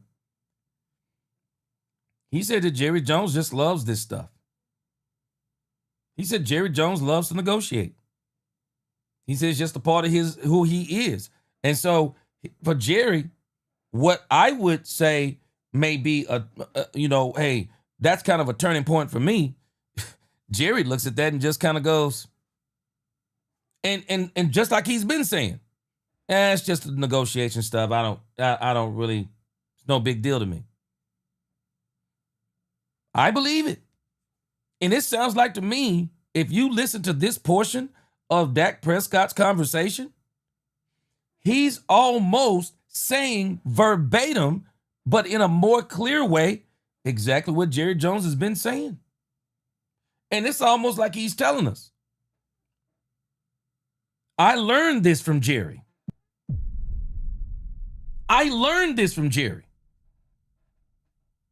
Because he's saying when he came in, Jerry told him, this is what happens after you get done with a negotiation. You get your money, and then this stuff right here just goes away.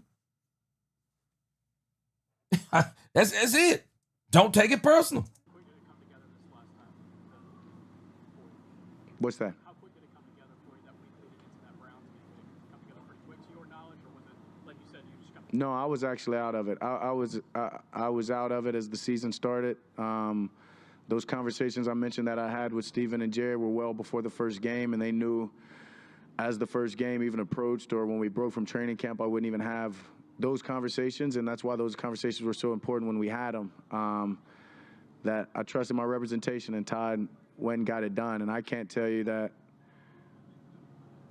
I thought it would get done or I thought that it wouldn't get done. I really actually had moved on in my mind because I knew I needed to be present for my team, for my game plan. If I wanted to go out there and play well against Cleveland, that I mean, I literally didn't find out until I'm about to get on the bus to go to the game. Last one, Joe. Dak, trade requests aren't common around here. Does your mind even go to a place yet of Micah Parsons not being your teammate? No, not necessarily.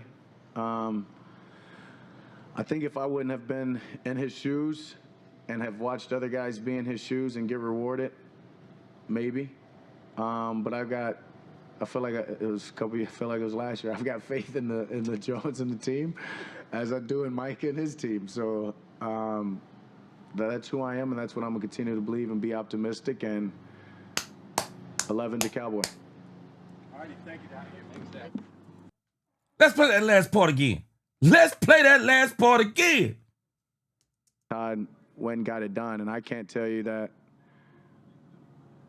I thought it would get done or I thought that it wouldn't get done. I really actually had moved on in my mind because I knew I needed to be present for my team, for my game plan. If I wanted to go out there and play well against Cleveland, that I mean, I literally didn't find out until I'm about to get on the bus to go to the game.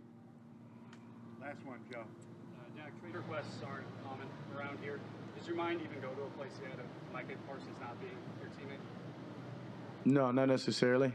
I think if I wouldn't have been in his... He's asking him, and I had to listen to it again, but he's basically asking him about, do you ever think about Michael Parsons not being a teammate, or you think it's a possibility that Michael Parsons might not be a teammate, blah, blah, blah. And so this is Dak's answer. Shoes and have watched other guys be in his shoes and get rewarded, maybe. But I feel like it was last year. I've got faith in the Jones and the team, as I do in Mike and his team. So that's who I am, and that's what I'm gonna continue to believe and be optimistic. And 11's a Cowboy. All righty, thank you, Dak.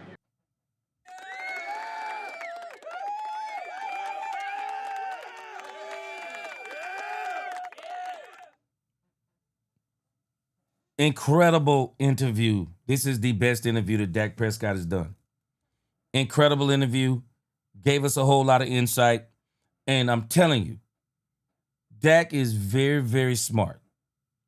Very smart. If I'm not mistaken, somebody said he had a master's in psychology. You can tell Dak Prescott is very smart because, again, while saying things about Michael Parsons that's very complimentary, very supportive, and I'm sure someone else is going to pick up on this too other than me, while saying that Michael Parsons was doing what he should be doing, then going on to explain that Michael Parsons actually didn't do what he should have did. Because Michael is doing the opposite of everything that Dak talked about. He's taking it personal. It is obvious that Michael took this personal. Michael went from being out there on the field, interacting with the defensive line, watching them do drills, giving certain things, puts out a letter on an off day, comes back in the camp, people talking about he's fearless. No, Dak Prescott's fearless. No, he came out there looking like somebody who done something, but at the same time acting like somebody's done something wrong to him. No, Michael, you took it personal. And then you decided to go out there and take a personal shot. Talking about you don't want to play for the team no more and all that stuff. And so, again, I even alluded to this the other day. Brian Schottenheimer is genius too. He's not going against Jerry Jones. Why would he? And Brian is telling this team, I guarantee you, we're not going against Jerry Jones here, guys. And even Dak, if you're listening to him, he's telling the media, nah, bro, we're not doing this. We're not doing this. No, we're not going against Jerry Jones. And all y'all need to understand this. We're not going against Jerry Jones. Let me read some super chats and I'm gonna come and read some of your comments. Man, it's a very, very powerful interview by Dak Prescott. And I mean, he got serious in this thing. I loved it. Absolutely loved it. Jamal Izzle, what up with you? Appreciate you. Super chat, he said, with Sanders and Deuce banged up, I've been hearing good things about Maffa. Appreciate that $4.99 super chat. Hey, man, you already know who I am. Phil Maffa was my favorite pick of the Cowboys. Not because he's the most talented, but the potential. When you go and look at this dude's tape from Clemson, it's mind-blowing. Mind-blowing. Cowboys get this dude, Phil Maffa. If they can get this dude healthy, Phil Maffa is going to be the next DeMarco Murray. If they can get this dude healthy. And I think he is healthy, of course. Phil Maffa can be a bell cow back. Bell cow back. Big running back. Way faster than people think. Way faster than people think. Phil Maffa, I'm telling you, I guarantee you, Will McClay scouted this dude out real good. This dude, I guarantee you, he'll show some flashes this year, and next year he's gonna be an absolute beast. I'm telling you, Ism, I'm pulling hard for this dude, man. I am pulling hard for Phil Maffa. Bruce S., appreciate that super chat again.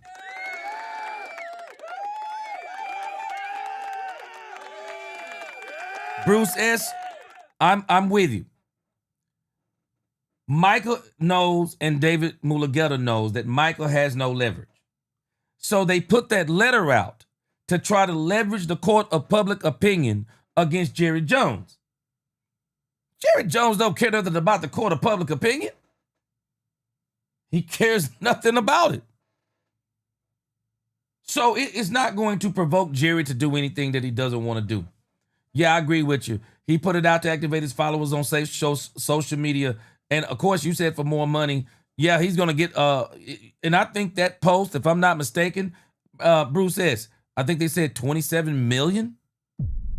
I mean, I don't know what that gets you on, who knows how many it had on Instagram and stuff like that. Oh, yeah, no doubt. And this is a part of the stuff that I think Bruce S., call me crazy. But this is another part of the reason, too, that Jerry Jones likes Michael Parsons. I believe Jerry likes Michael Parsons because he's a part of the media machine. Because Michael brings that attention to the team. Michael brings attention to the team to where the point that Jerry don't even have to do certain things no more. Michael Parsons is doing it. Jerry believes there is no such thing as bad publicity. Jerry believes that. So for him, while there were people who were mad at Michael about his podcast and stuff he was saying, Jerry Jones is like, hey, there's no bad publicity. All right, let me get some comments in. Raheem O'Neal, boy, I'm with you. He said, I know it ain't my business, but I want to know why these dudes so mad. Man, I'm telling you, the way people were carrying on about this is crazy. But I've been saying it from the beginning. I believe it's much ado about nothing. I believe it's much ado about nothing. The only thing I've been explaining is we got to stop exonerating Michael Parsons for not playing any part in it. He played a part in it. And if you're not listening, Dak Prescott basically explained it. He played a part in it in a sense because it's obvious that Dak talked to them about whatever they wanted to talk to Dak Prescott about. But Dak said, no numbers, no combos, no decimal points. We're not talking about that stuff. We're not talking about that stuff, and I love the fact that that's what they did. So I love it. I love it. And I believe that this team is going to continue to do what they're doing. And they're going to continue to prepare. And they're going to continue to get ready for the Rams on Saturday. And they're going to continue, no matter how far this goes. Brian Schottenheimer, I believe, is going to have this team ready. Now, I tell you what, I have been a little bit perturbed listening to some people who are part of the Dallas media saying stuff like they're actually taking a practice against the Rams there are some Dallas media members that are actually taking this practice like it spells doom for the season. And I think that's crazy to me. I mean, come on, bro. It was a doggone practice. Quasi Blake said, I'm a Cowboys fan because of my pops working around the players in the 60s. My pops made me a Cowboys fan, not one player that has played for the team. Yep, I'm the same way. I mean, I'm a Cowboys fan. I'm just telling you, I am a Cowboys fan. Bar none. I'm a Cowboys fan. Tell it like it is. Say you ain't from the hood a little louder. Okay, hold on a second, boy. Y'all got some serious stuff going here. All right, let's see. Pure Gaming says, we definitely need a defensive tackle, but I personally don't.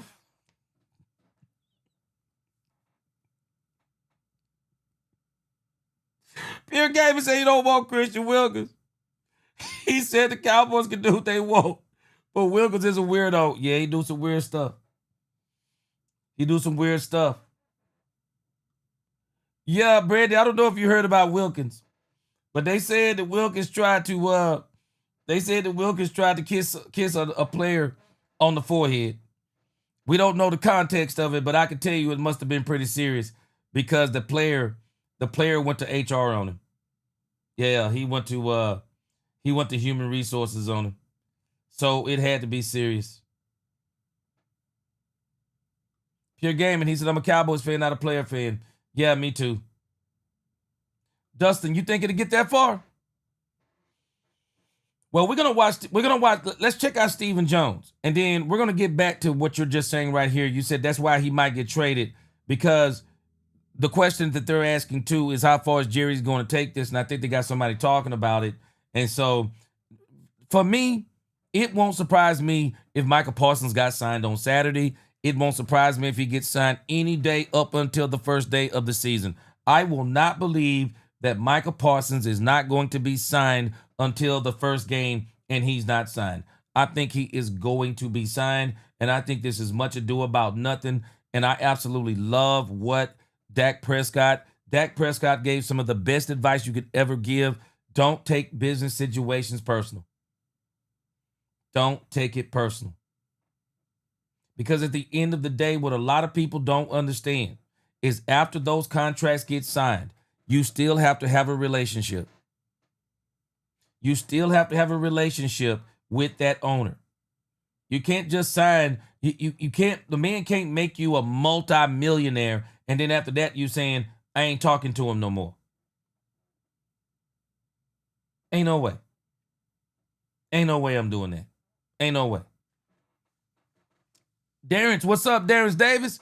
He said, I don't know about Phil Maffa being compared to DeMarco Murray, but I see Phil Maffa being compared to Brandon Jacobs. You see that too. I can see that too. He's a big dude. I could see that too. And I can say this. Darren. I think that you and I are both agreeing on this point. This dude can be very good for the Cowboys. He has the potential to be very good for the Cowboys. Very good for the Cowboys. And so I'm excited about this dude. I'm very, very excited about this dude. Let me see here. Sweet Zeke said Mozzie is a waste. Man. We're going to see. They talking about kind of alternating in between the 1-tech and the 3-tech. Maybe he'll be successful at the 3-tech. We'll see. Sean Shizzle, what's up with you? Good to see you. Rico Jones up in here. What's going on? He said, get them likes up, G, working. What's up, man? Good to see you. Mike McCain. Now Mike McCain, this is kind of where I am, boy. This is kind of what got me, man. Mike McCain says, once you say you don't want to be a part of the team, I cannot be your teammate. No more ride or die, trade, 2 first, and Cooks. Man, I'm telling you, Mike McCain, this is why I'm struggling too. You just didn't see Dak and CD doing that stuff. To me, you taking it too far. You're taking it too far when you start saying, I don't want to be a Cowboy. That's too far for me. But Jerry, let me tell you something. This is why I don't hate Jerry Jones. I don't think Jerry sees it like that. I don't think Jerry sees it like that. For Jerry, this is a negotiation. And so for Jerry, whenever they get this thing going, I don't think they take that and they get it signed, they get it signed. That's where Jerry is. So, hey, whatever Jerry does, whoever Jerry brings, I'm down. I'm down. I'm here. Because I'm a Cowboys fan. I have to roll with whoever Jerry brings or don't bring. It is what it is. I got to roll with the team. I do. I have to roll with the team. Ron Hanna said, my thing personally was a letter to me as a Cowboy fan. That's a slap in the face when you say I don't want to be here no more. Ron Hanna. And that in itself is why, if I'm Jerry, I can totally understand why Jerry would not want to deal with David Mulugeta, because Jerry probably believes that David Mulugeta is behind that letter. I'm telling you, man, David Mulugeta, he's a shrewd operator to me. He's a shrewd operator, because that's crazy to let a letter get out like that. That's crazy.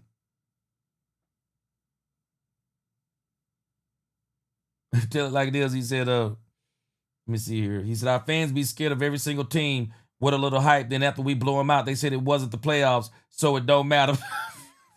Straight up, tell it like it is. Straight up. I'm with you on that. Straight up. Straight up.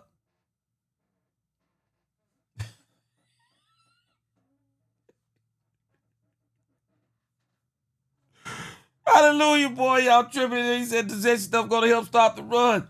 Hey, man. Hey, Wilkins got that contract, bro. Hey, Wilkins got that contract. The only problem is only problem is his agent is David Mulugeta. That's the only problem. That's the only problem. Boy, Sean Shizzle. If we see Wilkins, he said if we sign some Wilkins, you're going to see all the Brokeback Mountain jokes. I don't know, but I'll say this. We don't know exactly what's going on, but yep, Mike McCain, I just said the same thing. They have the same agent. That's the problem. They got the same agent. Got the same agent. That'd be the problem. Poobie D said, let's see Winfrey. Yeah, I think something is going to shake down, though. I think that once we get past this first preseason game, I think we're going to start seeing a little bit more of, I think we're going to see some more movement, even though Jerry said he's not interested in anyone outside of the team anymore, but I don't believe that. Stephen Jones said we're always looking to improve. Alan Moore said if he gets signed, I won't be able to look at him the same. If he complaining about money that he knows he will get, makes you wonder what else he complains about. Whoo! Straight up, Alan Moore. Dang Liam said, put up a polo. Okay, I'll see how I can do it. All right. So let's move on. Stephen Jones now. Stephen Jones has an interview. And let's see, and I'm sure contract gonna come up with Stephen Jones. Let's see what we get with Stephen Jones here. Man, I'm telling you. Let me see here.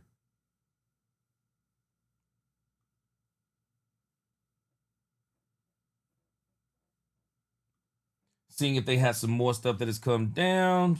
Nothing else yet. All right, so let's move over here. They got an interview with the man, Will Greer. I see you, Will Greer. All right, let's talk about, let's get this thing in with Stephen Jones. Hello, everyone. Welcome to DallasCowboys.com. I'm Nick Eatman, along with Stephen Jones, Cowboys Chief Operating Officer, here week 3 of training camp. And it's been a different camp, of course, with Brian Schottenheimer's first year. But obviously, there's been a lot of talk. I know you're probably tired of it with the Micah Parsons stuff. Since we last talked to you, there's been a trade request. On your end, does that change anything? Has anything changed on your front? You know, Nick, that's just the nature of negotiations. I think any player that's holding out for a contract right now, I think I've read around the league where they've all requested to be traded. So that's part of it. We have no intention of trading Micah. He's right here in camp, and we'll just keep working. I mean, this is how these things work. Obviously, when a guy's not there, you get somebody else is taking his place, and you guys had to practice with the Rams. What did you like about the defense, the offense? What some things that stood out there? Well, first of all, I know it was great just to get out and play against somebody else after you've been going against each other for more than 2 weeks. It's always good to get some fresh faces in here, some new looks, some new things, and certainly I thought our guys answered the bell well. One of the things that Brian Schottenheimer was talking about, and I don't know if you've heard this story, you probably did, but this is one of the reasons why I think you guys really wanted to hire him. He was talking about play calling against the Rams and didn't like how things were going. So there was a list of plays he wasn't supposed to run, and he said, the hell with it. I got to throw a deep ball here. I got to get something back. And so he's not supposed to put it on camera, but he did because he's just so competitive. That's compete every day. Right? Well, that's compete every day. That's his mantra. Certainly, he told me the same thing. Okay. I loved it. I thought it was outstanding that his competitive juices came out and decided to pull one out. The receivers that we've been wanting to step up in a big way certainly did in terms of CD and Pickens. And then I thought Mingo had a big day as well.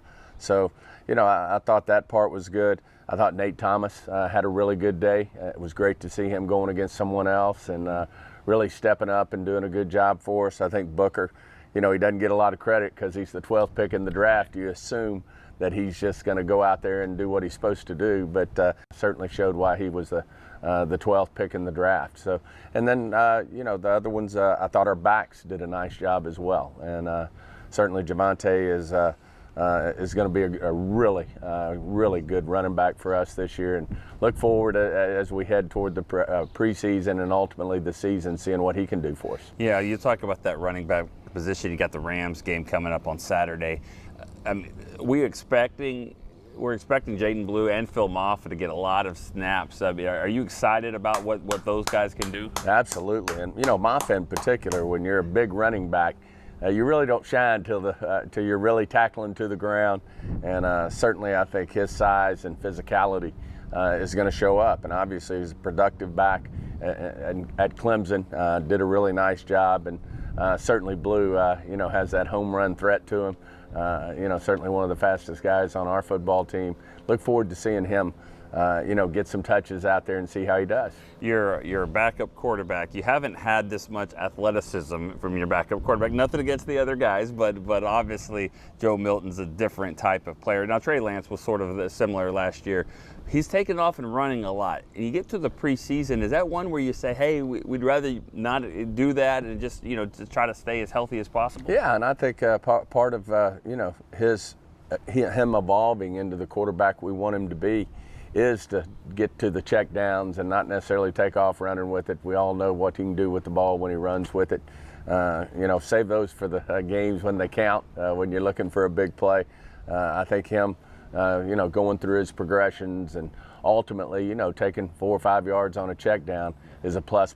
So it'll be great to see how, when the preseason gets here, great to see how he does. I think if I were to ask you which positions you might be concerned about, you probably wouldn't reveal that, but probably would. Okay. Well, what are some of those? I was just seeing, is there some places where there's still questions to answer? Yeah, I still think, the corner position, only because you look at what's on injured reserve. We've got 3 corners over there, an NFI and 2 PUPs, that we're expecting to play for us this year. So certainly Kyer, we expect to play for us this year, but some other guys are getting opportunities. But, with them not ready to go yet, you certainly think about that in terms of Stephon Gilmore there if we get the opportunity to do it. I think, a guy like a Booth and Pride are doing a good job out there, but I certainly think that's a place where, we got our fingers crossed a little bit but between Diggs and Revel and Butler, that we get those guys back in the mix, and then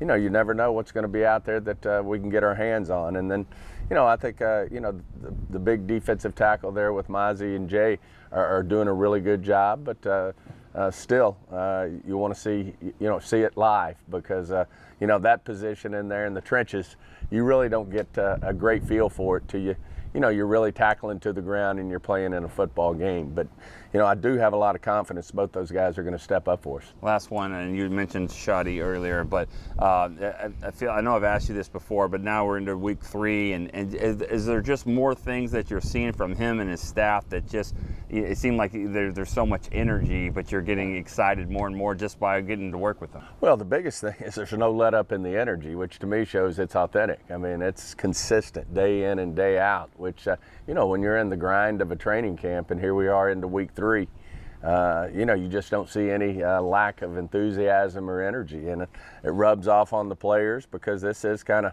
if you will, the hump part of camp where you're getting through it. Of course, we got this week, and then we'll finish up, through the end of next week, and I'm sure people are going to have their eyes on going back to Dallas and getting back to the Star, and that means the season's right around the corner. But, the biggest thing is just his enthusiasm and how, it's relentless and so authentic, and they never let up, and I think that's a huge plus for our team, our players, our coaching staff, and certainly hats off to Coach Schottenheimer for pulling that off. I lied. I do have one more. You talked about going back home to Frisco in next week. Training camp doesn't end just because we leave this weather. There's going to be some practices there at the start. The Cowboys fans in Dallas get a chance to see them. How exciting is that to be able to kind of bring a portion of camp back home? Well, it's obviously real exciting when you're going back to especially a home like the Star, where it's really inviting for our fans, and want them to come out and get a feel for this team, get a feel,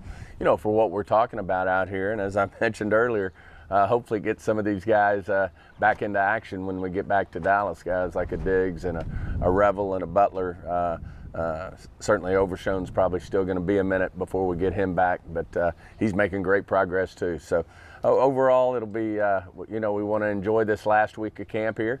But at the same time, we'll certainly be great to be back at the Star as well. All right, sounds great. All right, that's Stephen Jones, Cowboys Chief Operating Officer. We'll see you next time on DallasCowboys.com.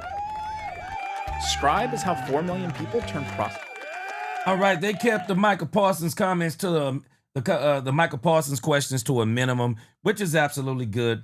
And again, it just lets you know that Jerry and Steven seem to have the same mentality. At least this is what I'm going to choose to believe.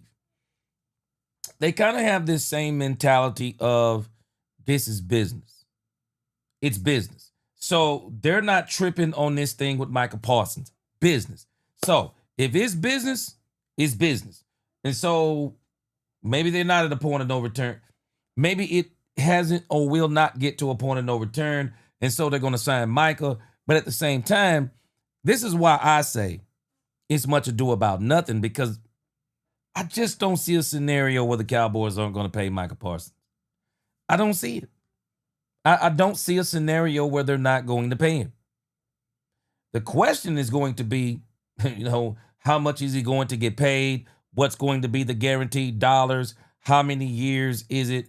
And I am telling you, much respect to Michael Parsons, but he's shown a level of immaturity again. There is no way that I would give a player, that I would give Michael Parsons a no-trade clause. There is not a contract in existence that I would do that. You give Michael Parsons a no-trade clause with some of the things that we know. And he don't do necessarily bad things. But just this issue with the contract, talking about I don't want to be a Cowboy, writing this letter. We've already heard about the complaints about the podcast. You give him a no trade clause, say whatever he wants to say in the podcast. What you gonna do? Kick him off the team? What are you gonna do? Man, I'm telling you. And I don't think many players, there are just not many players I don't think you should give. I mean, no trade clauses. Boy, that's some strong stuff there. That's some strong stuff, because when you do that, especially when you're talking about a player who don't touch the ball enough, I can't do it. I just can't do it. Let me read a couple of comments, and then we're going to go to another article about, is Jerry bluffing? People are asking the question, is Jerry bluffing? Which I'm not sure if he's bluffing. I just don't think they're going to take it to the point of where Michael Parsons is not going to play. Gwen Bowden, what's going on, my sister? She said, gee, the media folks don't have anything better to do but to drag the Cowboys because you know, just as I know, they are the most biggest Dallas Cowboy fans. Yep. It's wild to me. It is absolutely wild to me, Gwen, at the way some of the things our media does. It's like, man, you know, it's like the old adage of, with friends like these, who needs enemies?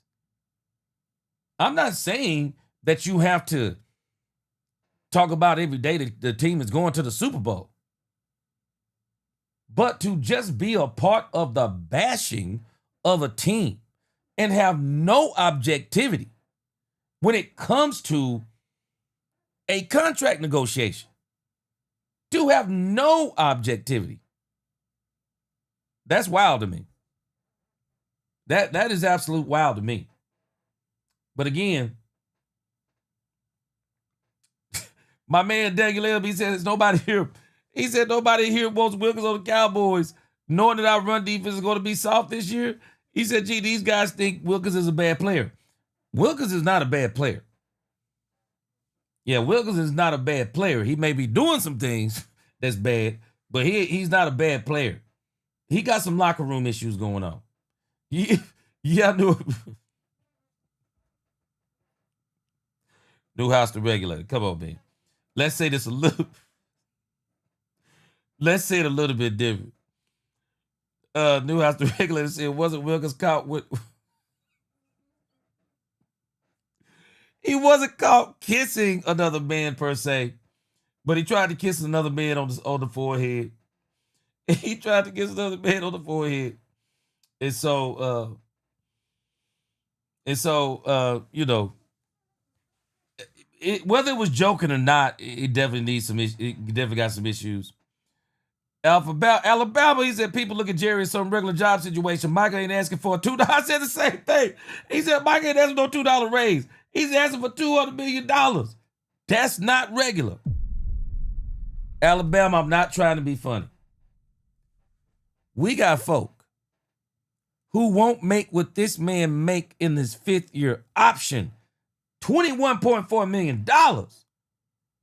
Trying to tell this man to hate his boss, who's about to make him one of the richest football players in NFL history. Crazy work. Crazy work to me. Shoot. Not telling you have to bow down to the man. Hey, I'm just sorry. My parents, my grandparents, my parents taught me there is a certain way. There is a certain way that you are supposed to talk and treat elders,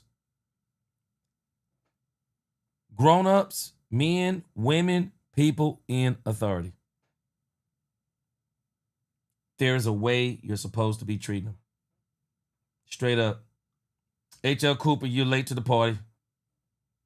I don't know what you're talking about. I'm not insinuating anything. A lot of stuff that Dak Prescott said, I'd already said this. You late to the party. A lot of y'all come here late. A lot of y'all come here late talking stuff and like you don't even know what you're talking about.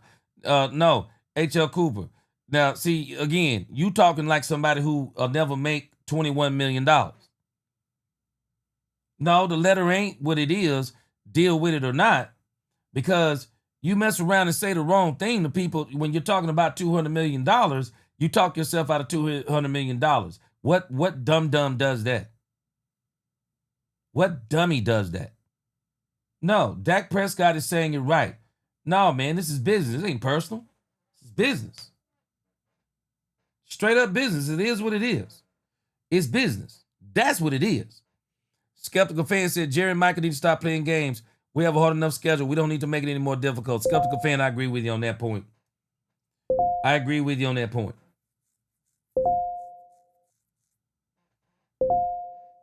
But we're going to see where this all goes at the end of the day. I really don't know. I can tell you this. I don't know where it's going to go. I just think where it ends is Michael being a Cowboy. I'm like Dak Prescott. I just don't see a scenario where he's not a Dallas Cowboy. Columbus Hill. Many of these media members are Cowboy haters in sheep's clothing. Facts 1,000%. I totally agree, Columbus Hill. I think there are a lot of these media members. They're actually not Cowboy fans. They're not Cowboy fans. They may be good at their job, or maybe they were somewhere else and they were good at their job, but they're not Cowboy fans. And being a Cowboy fan don't mean that you can't be objective. Being a Cowboy fan and being a media member doesn't mean you have to come up saying Cowboys are going to the Super Bowl every single day. I have not been saying the Cowboys are going to the Super Bowl. I'm of the belief, and anybody who's been following me knows, I'm of the belief the Cowboys win the Super Bowl next season. I think they win the Super Bowl next season because I think they still I think they have some more roster building to do. We don't have the one tech we need to win we don't have the one tech we need to really lock down our defensive line. We don't have the one tech that we need. And the problem with us not having the one tech that we need, and while I'm confident that Matt Eberflus's defense, because people have always said his defense has been good against the run, I just think the NFC is a different animal because we have a lot of teams that can run the doggone ball. We have a lot of teams over here that can run the ball, man. And all that bend, don't break stuff, that's all fine and dandy. We can have that conversation too. But I'm sorry, you need a defensive line that can stop the run, period, in the story. And a lot of that starts with your one tech, even though we've already talked about this. Matt Eberflus's defense is predicated upon the three tech. The three tech and the linebackers. I don't care what your defensive line is predicated on. You still need a very good one tech in this league. If you are serious about stopping the run, you need one. You need one. I'm telling us, I think we have to get one for sure. We have to get one. And that's why I say, unless we go and make that move this year, I still say we need one more year. Not only do I think the Cowboys need a bona fide, and even if we don't want Christian Wilkins, we still need a defensive tackle, a one tech with the talent level of a Christian Wilkins.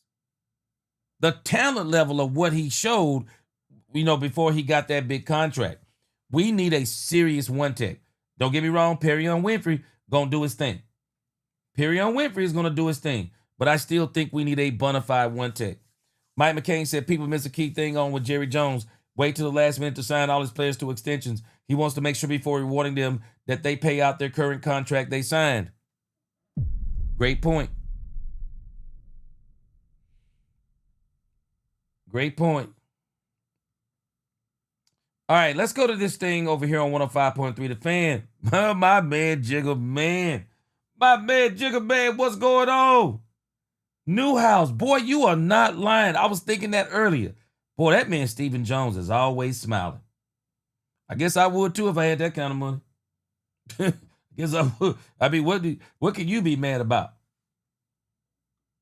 Tell it like it is. He said, we only need Gilmore if our CBS, if our cornerbacks don't get healthy. But Bland, Diggs, and Elam should be okay. I think they'll be great. I think those guys are going to be great. Oh, Diggs. I don't think Diggs is going to be ready. Tell it like it is. I don't think Diggs will be ready till around. He seems to be making tremendous progress. He looks better than Savon Revel Jr. right now. I'm thinking Diggs won't be ready till around, what you think, 5th or 6th game? That's another reason why I think they need Gilmore. I don't think Diggs will be ready by the beginning of the season. And if Diggs comes back beginning of the season, I just think it's bad. I don't think Diggs need to touch that field until he's 100%. I don't want him out there talking about he 95. No. Yep, Green Bowden, don't push me up close to the edge. I'm feeling you. All right, let's go to this thing over here on 105.3 The Fan. What in the world are they talking about in how far will Jerry take it? How far will Jerry take it? Let's see what they're talking about over here.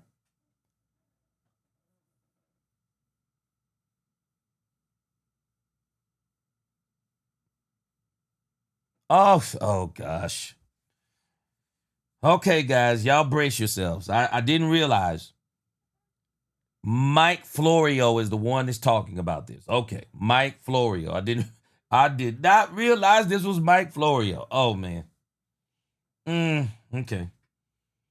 Let's see what Mike Florio has to say about Florio, this. D&M Leasing Hotline, Pro Football Talk, and these are the times where we can use his legal expertise as well. Bobby was just explaining his thought on why the league has not gone after Jerry for the way he's negotiating. You're the only one that I saw write about it. What's your answer to it? Well, why would the league do anything about it? It's for the union. That's why. The NFLPA hasn't done anything about it. The league's got no reason to tell Jerry Jones he's violating the CBA. This is inherent to collective bargaining. If there's a grievance to be filed, the union needs to file it. And I just said 15 minutes ago as we were wrapping up PFT Live for the day that the new interim executive director, David White, he needs to, first order of business, file a grievance against Jerry Jones for his chronic violations of the CBA by dealing directly with players and taking this ridiculous position that we have a verbal agreement that we haven't reduced to writing. There's a specific clause in the CBA that says any agreement that's reached with a player must be reduced to writing as soon as practical. So if this deal was supposedly done in March, we're in August now. It really is ridiculous. And he just does it with impunity because nobody will stop him. And that's like anybody. If you're doing something that you shouldn't be doing, if no one stands up to you and stops you, what are you going to do? You're going to keep doing it. Do you think that this is common throughout the rest of the league?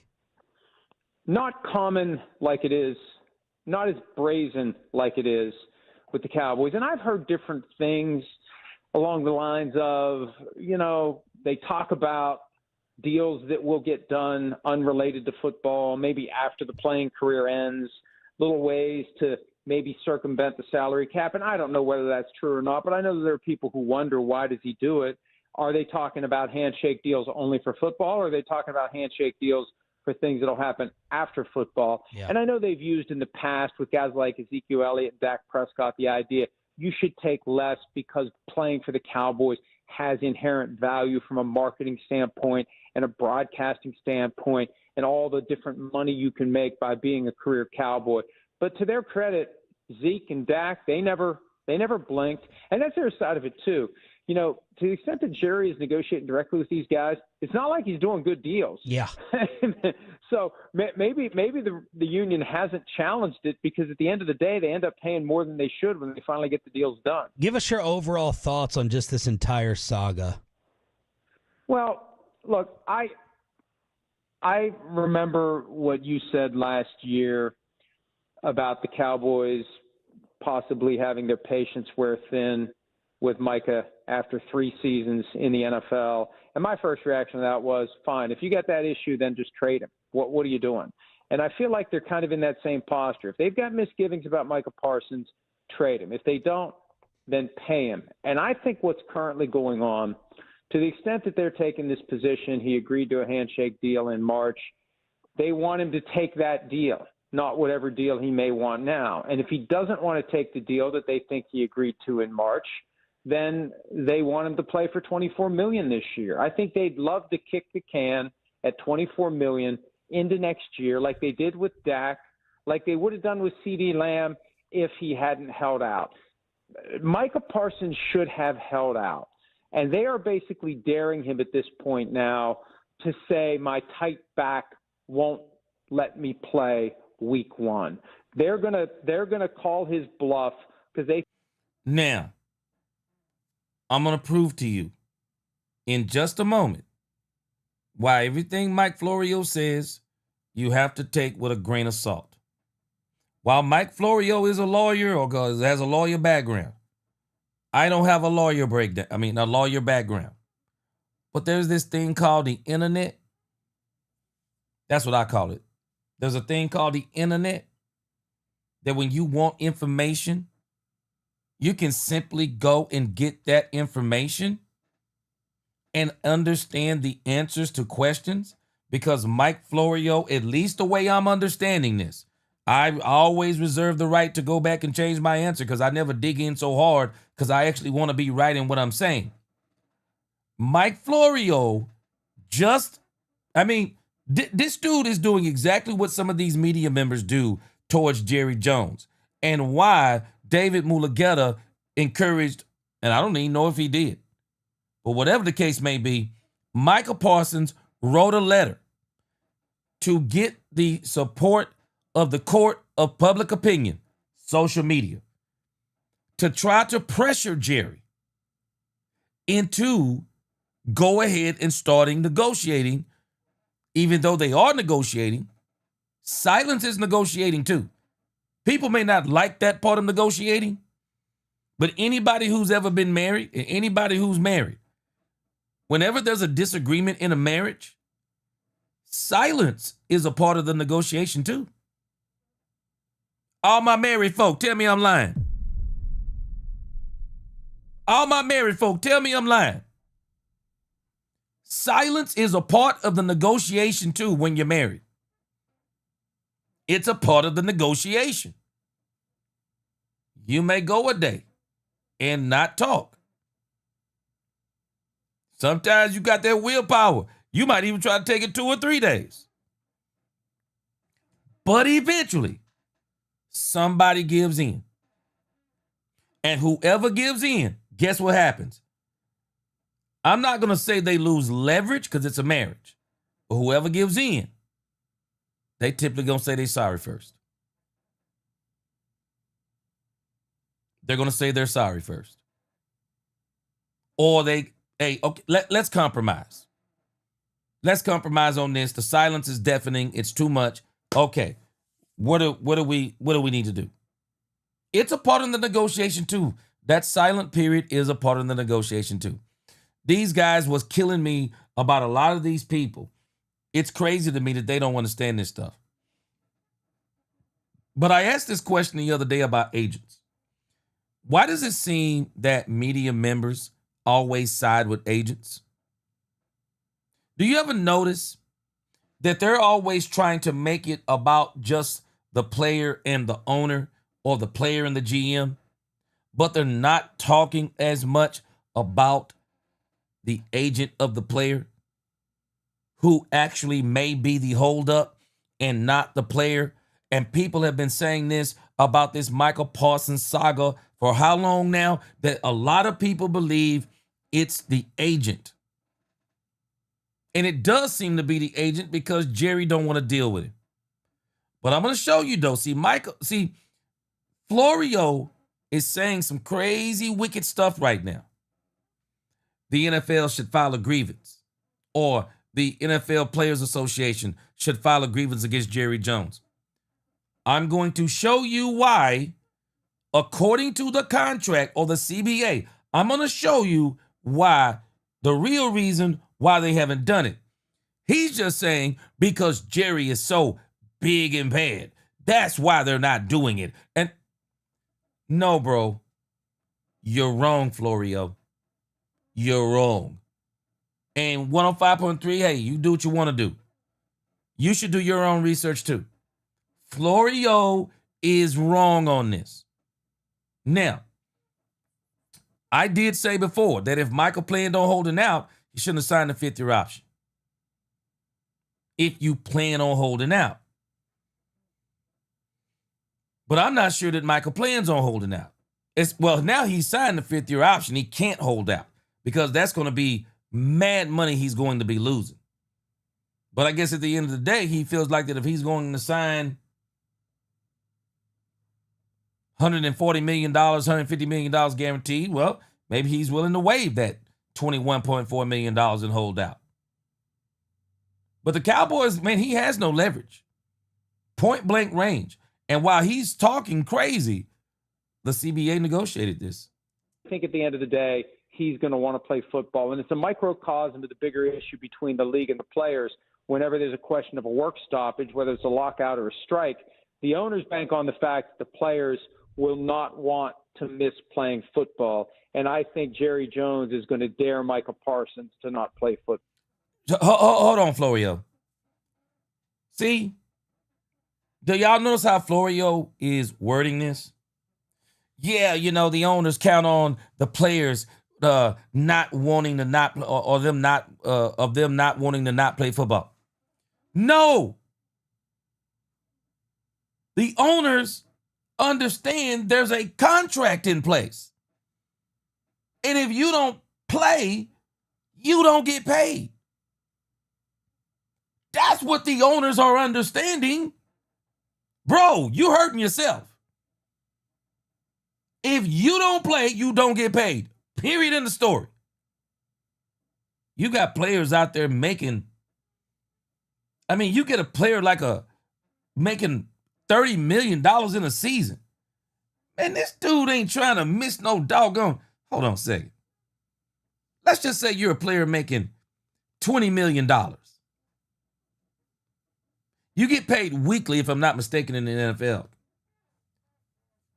So you think I'm giving up 1.17 or basically, you think I'm going to give up $1.2 million a game? Florio is tripping. This ain't just about playing football, bro. This is about playing football in the business of playing football. No, it's not about not just playing. It's about not getting paid. It's the same thing on your job. You don't show up, you don't get paid. Man, this dude, Florio, they are the ones who negotiated this. See, Florio is just like a lot of these people that talk about this game. How are you mad at the owners for what the player association negotiated themselves? It's crazy work. So you're mad at them about the agreement they signed? You're mad? Crazy work. But I'm going to show you again, and I'm going to show you in writing. Nah, Florio is a little off on this one, and he's more than a little off. Mike Florio, Pro Football Talk, joins us here, 105 to the Fan. So from the standpoint of the league, let's just say he says, my back still hurts, I can't play. It won't hurt him financially, though, right? Because he's hurt, and he could still collect all of his money.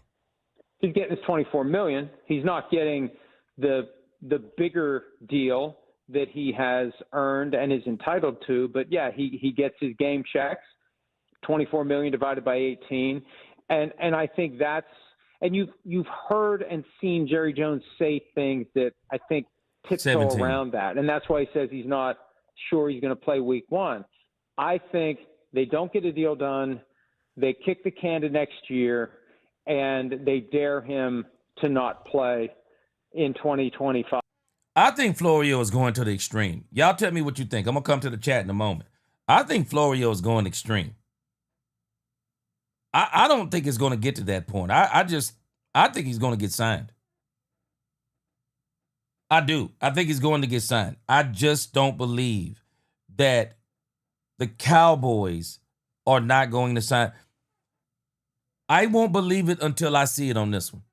Because I saw Dak get signed the day of the Cleveland Browns game. And that's why I'm not believing this.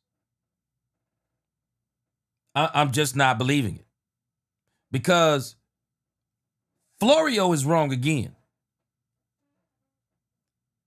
We do know there are doctors for a reason, right? Michael Parsons says his back hurt. Michael Parsons is going to have to get a medical checkup on this for them to try to determine why is his back hurting. And if you telling me he going to go and say his back is sore the whole season? If he were to do that to the Cowboys, nobody is dumb here. If he were to do that to the Cowboys just so he can still get that check, he would be. I guarantee you they'll trade him to the Jacksonville Jaguars or the Cleveland Browns. Yeah, I guarantee you they will. And then you got to ask yourself, you only make your own value go down. Who in the world want to pay you? Who in the world would want to pay you? Holding out saying that your back was hurt and you don't play the whole season? These conversations to me are wicked work. Just wicked work. Crazy talk. We saw what happened to Le'Veon Bell when he sat out a year. Man, you get a player in the prime of their career and they mess around and sit out a whole season, they don't even have to be injured. You get better at this game playing it, not watching it. You don't get better watching it. You get better playing it. Man, Micah Parsons missed a whole year behind some bull junk like this. It's crazy. I wouldn't want him on my team. I wouldn't even want him on my team. I don't believe it's going to come to this. I believe Micah Parsons is going to get signed. Florio, man, he out here. And again, the strange thing is to me, he's breaking the very rule that Dak Prescott talked about. He's taking it personal. He's not looking at this objectively. He's looking at it subjectively. And that's one of the reasons why he is looking over something that the CBA clearly says. And could he really sit out 17 regular season games because they've yet to give him his contract? So no. I think that's really the key. And I think they're banking on the fact that he will play. And from the standpoint of why they would want to kick the can, look at it this way. The market's not going to change between now and February or March. The market is 41. No one's getting more than 41 on the defensive side of the ball between now and March. So it's going to cost us the same then that it does now. But if we do it now, we got to carry the entire injury risk for the 2025 season, because that's the one little incremental thing that you need to keep in mind here. There's a chance, small as it may be, that Micah Parsons is going to suffer a career-ending or career-limiting injury this season. And that would make the Cowboys say, man, we got lucky we didn't give him that contract with $180 million guaranteed or whatever would be in it. And I think part of it, too, is there's probably a little flicker of regret that they gave Dak the deal they gave him. So they don't want to regret giving Micah the deal that Michael wants. See, now watch how Florio is a hater. Why would the Cowboys regret giving Dak Prescott a contract? When Dak Prescott is healthy, top 5. Why would they regret giving Dak Prescott a contract? No. Who they may, though, regret giving a contract to. Trayvon Diggs, who hasn't been the same since the contract. Terrence Steele. That's who they may be regretting, because those players, Trayvon Diggs, contract kicked in, barely played. He's barely played. He's been hurt. Terrence Steele didn't play well. Dak Prescott, the deal actually don't kick in, if I'm not mistaken. I don't think Dak's deal kicks in until this year, doesn't it? I don't think the deal actually kicks into now. Dak is still playing on the old deal. The extension starts, if I'm not mistaken, this year. But there is nothing that says the Cowboys regret paying Dak Prescott yet. We haven't got far enough into the contract to get to that point. But with Trayvon Diggs, yeah, we've gotten far enough into the contract to where it is blatantly obvious, unless Trayvon Diggs comes back and absolutely tears it up this year, he's no longer going to be a Cowboy.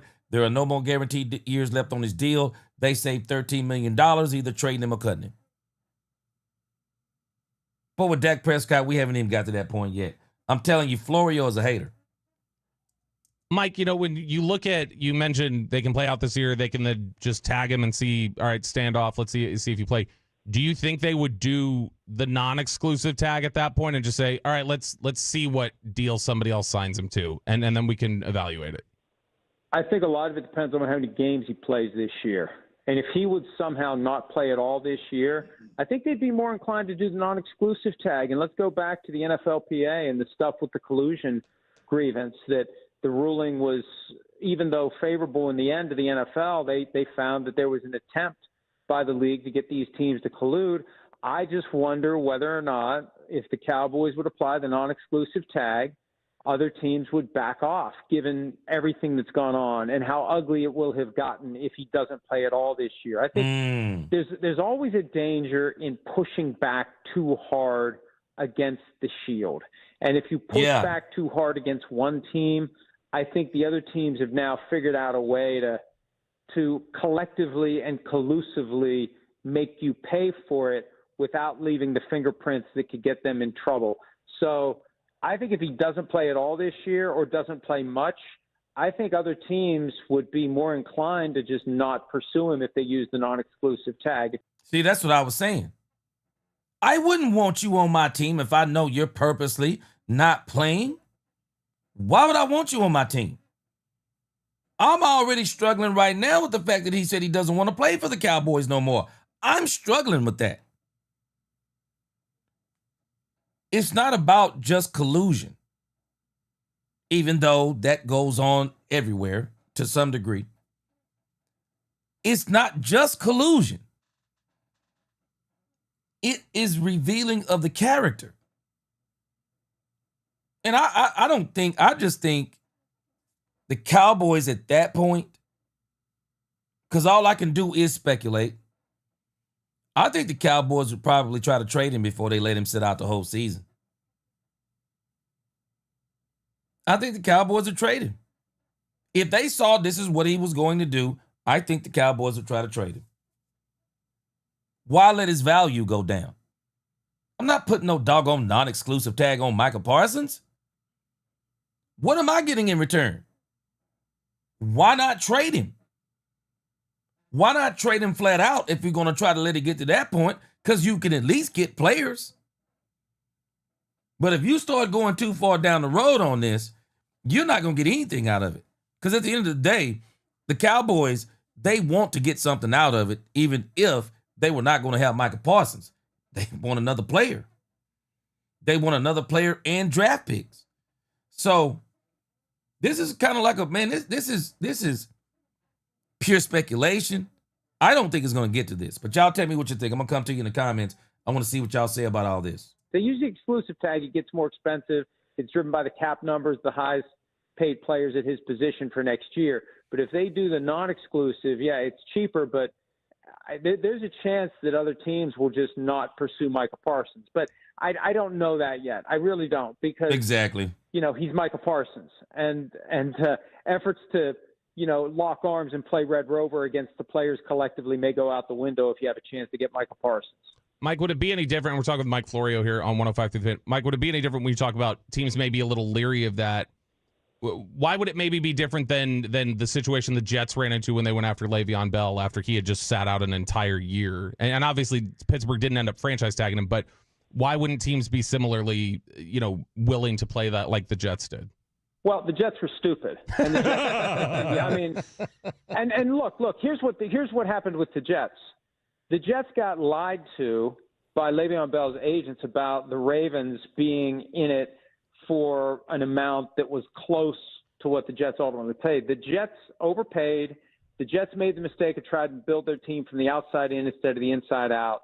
So, they don't have the infrastructure to block for Le'Veon Bell, and they think that grabbing Le'Veon Bell is going to make things better. That was just a mistake.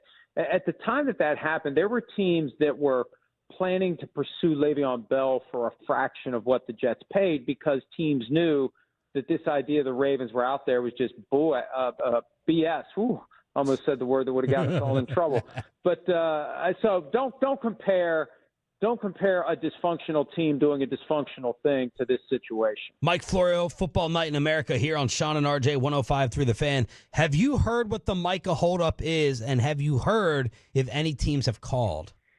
Well, there's talks about duration of the contract, and that was one of the issues between the Cowboys and Dak Prescott. How long is this extension going to be? The total dollars, I think that he's justified in wanting 45. I mean, TJ Watt's at 41 and Myles Garrett's at 40, and they're on contract number 3, and they're either 30 or close to it. Mike is in his prime. Mike is in a position where he could blow the lid off the market to 45. You could even argue that he could get more than 45. I have heard nothing about any teams calling. I have seen nothing about any teams calling.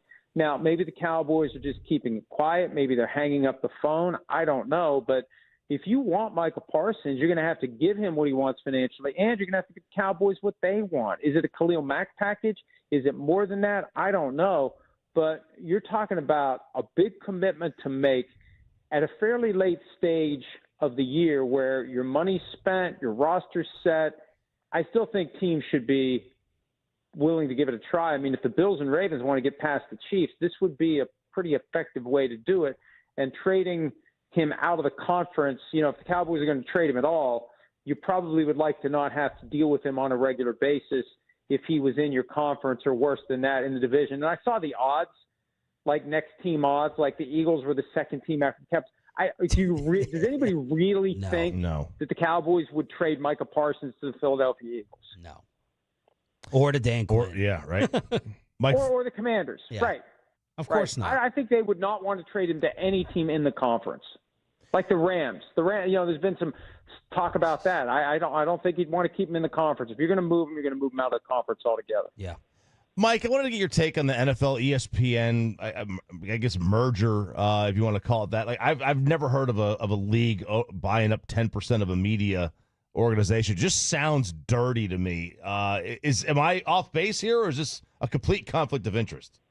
Well, remember, for 20-plus years, the NFL owned 100% of a media organization in NFL Network, and there's an inherent conflict of interest there. And I guess it was so blatant, and we just kind of recognized it for what it was, and we never expected NFL Network to do any in-depth reporting on things that may be going on at the NFL that need to be talked about and need to be exposed. But now that they're going to have 10% of ESPN, it does have a bit of a different feel. I think there's a lot of questions that need to be asked from the standpoint of the players, because the players don't share in that 10% equity. And I think it's unfair to the players in that respect. And also just the overall vibe, the coverage, what it means going forward. And is it possible? This is the biggest question I have. When you consider the value of the assets that ESPN is getting, these struggling media assets that never became what the NFL thought they would be, is ESPN giving 10% equity basically as insurance against keeping a seat at the table for broadcast packages? And if that's the case, will other networks that want to continue to be in business with the NFL over the long haul do the same thing? Will NBC give equity to ESPN?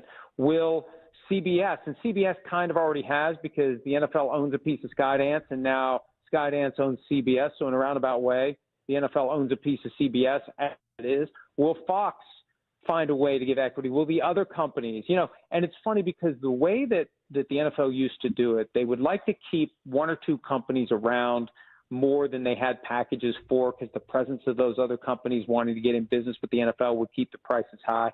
I feel like now that the NFL just wants to grab as many dollars as they can from as many companies as possible and have as many partners as possible. And if you're going to start owning pieces of those companies, they're going to be everywhere. I don't know how many games that means for the various platforms, but I feel like the NFL now is just trying to grab as much as they can. And maybe they're going to start trying to grab as much equity as they can in these broadcast partners that they've been in bed with at one level, and now it's going to be a much different relationship if you actually own part of the company. Well, speaking of in bed with, we have the mob, gambling, and football all together. How can we read about it? Well, you can read about it, and this is a fictional tale in book 49. Florio, ProFootballTalk.com.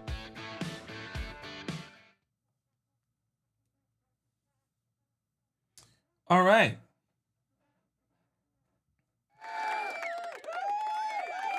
Okay, so let me show you where Mike Florio is off. But also, let me give y'all some breaking news. We have some breaking news. Let me pull this up. I don't know how true it is. I just saw this come up. All right, let me pull it up here. I've seen it reported on multiple media accounts. All right, let me pull this up. So all I can do is assume that it's true. Check this out. It is being reported by Hold on. Wrong one. Hold on. Wrong one. Wrong article. Let me see.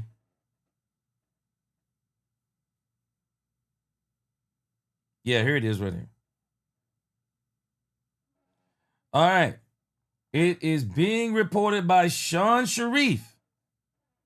Jerry and Micah met for 4 hours last night. It seems conversations have started again. Breaking news. We'll see. I haven't heard anybody talking about it. Like I said, I've seen a couple of these, but I'm not sure. I'm not sure. I don't know how true it is. But it seems that they're reporting that they have started talking. So maybe that's why Micah was not on the field today, as Daniel M. mentioned. And I think neither was Jerry Jones, from what my understanding is.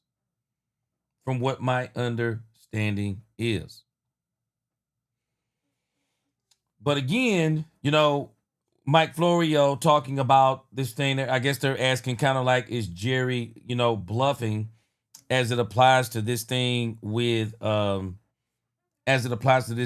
Michael Parsons. Now, let me address something that he was saying. And this is some crazy stuff to me when I start seeing people talking about trying to bring grievances against Jerry Jones, where Michael Parsons would not have a leg to stand on in a court of law. And while there is no way, I think even if the NFL Players Association were to file a grievance, I believe they absolutely lose this grievance, is what I'm about to show you on the screen. So let's look at the CBA. What does it say about players negotiating with owners? It says requirement for representation. The CBA states that the commissioner will disapprove any NFL player contract unless the player is represented in negotiations by an agent certified by the NFLPA, or the player acts on their own behalf in negotiating a contract.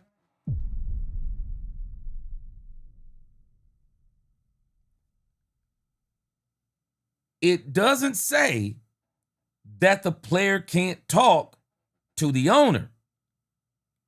He can't get his contract to the point, or he can't work the entire contract out by himself and sign it.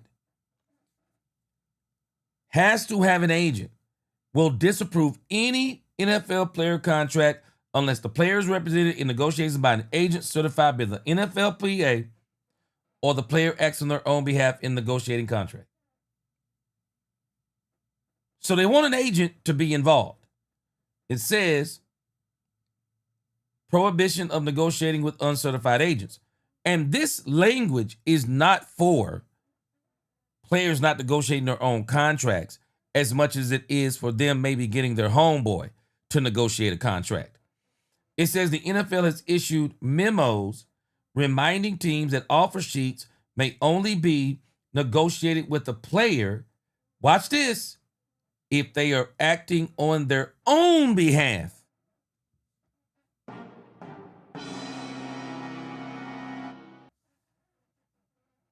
So where would you bring a grievance up against Jerry Jones? Where would you bring a grievance up? If the NFL is reminding teams that offer sheets may only be negotiated with the player if they are acting on their own behalf or with a certified NFLPA agent. Negotiating with a non-certified individual can lead to the disapproval of the contract. So obviously on this top part, this part where it says, or the player acts on their own behalf in negotiating the contract, that may be saying that it will disapprove if it's unless the player is represented by an agent that's certified. But if the player wants to negotiate his own contract, he can. Because the NFL has issued a memo reminding teams that offer sheets may only be negotiated with the player if they are acting on their own behalf or with a certified player. A certified NFLPA agent. I'm trying to make sure I'm reading this right. Negotiating with a non-certified individual can lead to disapproval of the contract. So it doesn't sound like that if Jerry, because this is why you couldn't win this. Because Michael clearly put in the letter that somehow when he went to go meet Jerry, it's strange to me how he don't remember how it came up, how it got initiated, that they started talking about his contract. And I engaged in the conversation. Next addendum or next point. Players are allowed to negotiate their own contracts without an agent.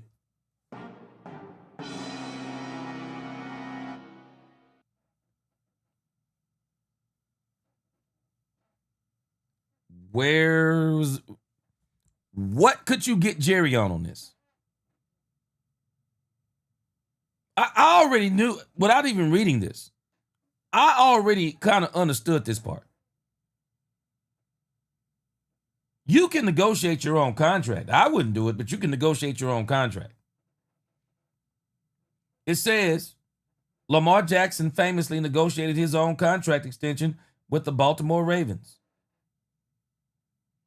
The next point says, while players can represent themselves, it's important to note that the rules around direct contact between teams and impending free agents who are usually represented by agents are strict.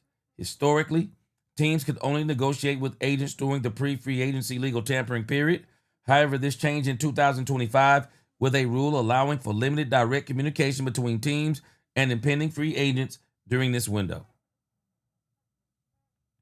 So at the end of the day, that's why I said Mike Florio, being with his lawyer background, Mike Florio is absolutely wrong. Mike Florio was wrong. There is nothing the NFL is going to do. It's not about the fact, and I hate when people start making these types of accusations. It's because it's Jerry Jones. It's because it's Jerry Jones. And this is why they're not going to do anything. It's not because it's Jerry Jones. It's because a player can actually negotiate their own contract is what it is. A player can absolutely negotiate their own contract. I wouldn't advise it. I just wouldn't advise it because I just think you need somebody who is somebody who truly understands all the ins and the outs of contracts and stuff. I wouldn't do it. But like they said, Lamar Jackson did it. And actually, I thought it was Lamar Jackson's mom that did it. But I wouldn't do it. I wouldn't do it, but it is what it is. So, y'all tell me what you think on this. This is very interesting. That's why I told y'all before. I will not be surprised if Michael Parsons is signed on Saturday. Like I won't be surprised if Michael Parsons is signed the first game of the season with the Philadelphia Eagles. It won't surprise me. It just won't surprise me. So we'll see. We'll see how it shakes down. We'll see how it shakes down. But again, I still feel like it's much ado about nothing. I do think the Cowboys are going to sign Michael Parsons. Let me read some comments before we get up out of here. We already had breaking news. What we're going to do, I want to go and see what's going on with the preseason game. I was kind of looking at an update. Would like to come back and talk about that a little bit tonight. I was looking at an update, and it looks like this dude Richardson went out with an injury. Looks like Richardson for the Colts. Yeah.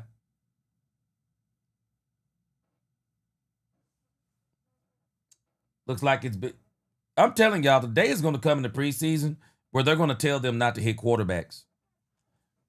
And, you know, it's crazy to me. This is one of the reasons why you probably don't want to play your starting quarterback. I mean, unless you make sure you got your line together. Man, it kills the NFL when quarterbacks get hurt. It really does. It kills the NFL. People don't go to games to see backup quarterbacks. Looks like right here, Richardson is injured. Says right here, Anthony Richards' finger was going the wrong way after taking a brutal hit or something. So it looks like this is circled. I thought this was circled around his leg. Oh, I see the finger. Ooh. Yeah, I see the finger. I didn't see that before. Okay, I see. So we'll see. We'll see what that means. All right, let me go a little bit further down. Let me see what you guys are talking about on this thing. Alan Hayes said Parsons is still under his rookie contract. It's facts. He said he's still up under his rookie contract. Put this back up here. Up on his I'm sorry. Merrill Ray said trade Micah. He's great against average teams, average against great teams. Florio is a boo-boo starter. It's his gig. America's team. Yeah, I'm gonna give you that one. Florio be on some junk, man. And you know what's crazy to me? I'm baffled. Why would 105.3 The Fan? Because I've seen him on here a few times. Why would they go get Mike Florio? I mean, I want to talk to somebody who I just can't. I mean, if you're going to get guys who are subjective, it pertains to the Cowboys as their hatred for the Cowboys, then what's the problem with getting somebody that likes the Cowboys? I don't get it. I don't get it. Let me see here. Lost Soul, he says 45 for 4 playoff games and 0 quarterback sacks, 4 solo tackles, you guys. Yeah. Yeah, we've been pretty bad in the playoffs on our defense, man. We just got to get better. Antoine Jones said Jerry is the league. You know what?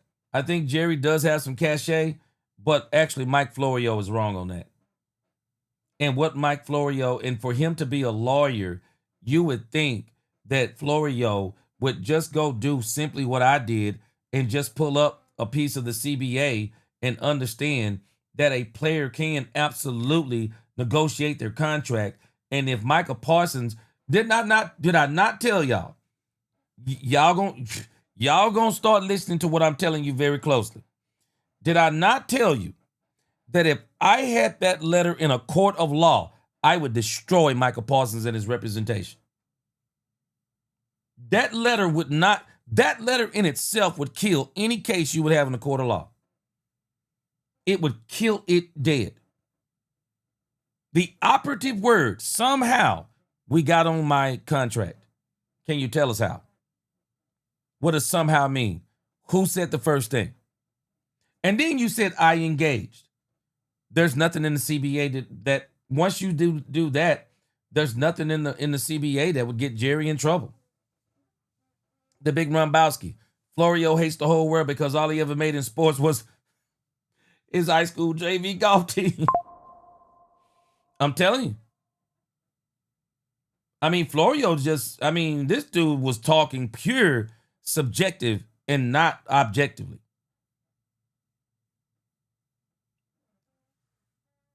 And so Jerry is basically saying that, Michael, you negotiated a contract, and while we may not be holding you to that said contract, we're not willing to move above that number.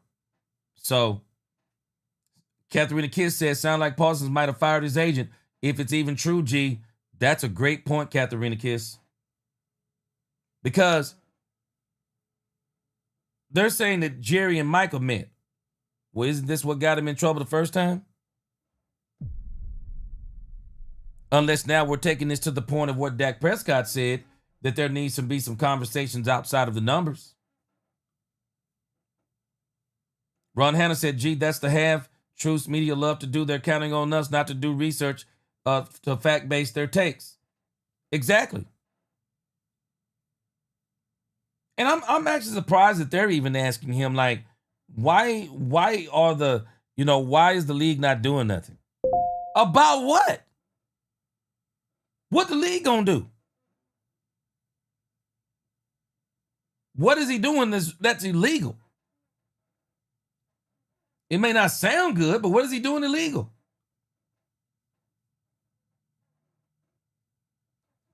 Big Rumbowski said, even if the NFL filed a grievance, though, not much will really happen. Nope. Other than the judge listen to both sides and then order Jerry and Michael's team to begin negotiate once again and ask for updates. What can they do? Not a whole lot they can do. Ice Cold Cowboy, what's going on? Reginald Mackey, I agree. And they're going to start forcing teams to play 18 games. I agree. Because the preseason, at the end of the day, the way they do preseason now, you really only need 2 weeks. They don't play them the third week anyway. Richard Villegas, he said, it's money deserved, yes, but still wouldn't pay that much for someone who doesn't help in big needed games. And I'll be honest with you, Richard. My issue is you don't touch the ball enough for me to give you that kind of money. You don't touch the ball enough. And it's not good enough for me that if we're playing the Giants, the Commanders when they were sorry, and maybe you throw in a Carolina Panthers team and you're getting 12 sacks a season and more than half of those sacks are against those 3 teams, bro, we got to have a different conversation. It's a different conversation. Rombowski said it's more like Florio reaching out to 105.3 instead, G. The DFW is the 5th largest media market, so it does well for types like his to come on either the Fan or the Ticket to plug their site and such. Man, I'm telling you, I'm going to have this dude on for nothing. I've heard this dude talking many times, and he is very biased. Gwen Bowden said Richardson did get injured. He got sacked. They said it was something with his arm. Butcher didn't say to what extent of his arm injury. Well, I do see that finger. But I can tell you this. Richardson can't afford to be hurt, Gwen. Because I'm telling you, Daniel Jones may not be a big-time quarterback, but I think he's better than what most people believe. With Daniel Jones being your backup, bro, and you go out, man, bro, you might have your job taken. All right, guys. Damon Bama boy. Let me see what my man said here. What up, Uncle Charles? Gee, we got to remember Dak was tagged twice before he got his money. Yeah. The same could happen with Parsons, even though that's a bad move. It's a bad move, but it would definitely be a good money move. Ron Bowski said, I'd rather see 2 preseason games. I'd rather see 2 preseason scrimmages, 2 preseason games. Oh, yeah. Then an 18-week season with 2 bye weeks for all teams. So 16 games total again. Another chance for teams to get healthy. I agree with you. I like that. D's. Michael has the highest pressure rate in the NFL, though. Got to stop acting like he's not worth the market value.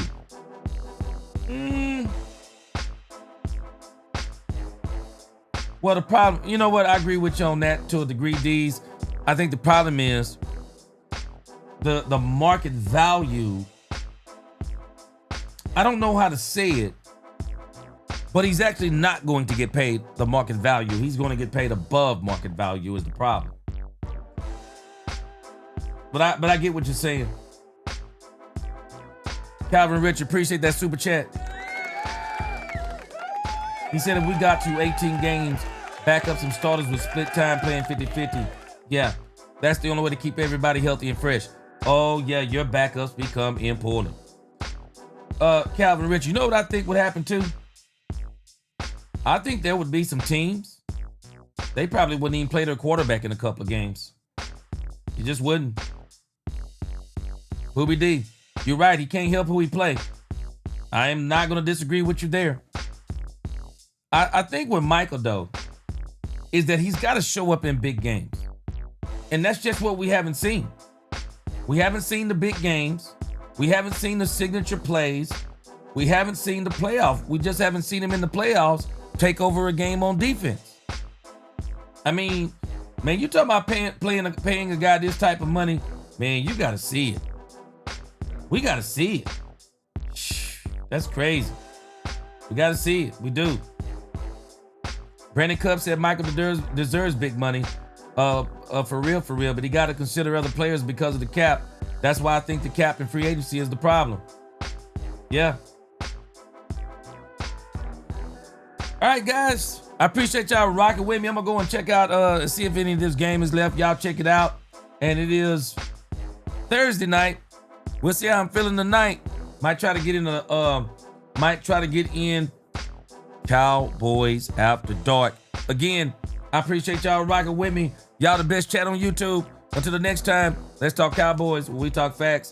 Peace.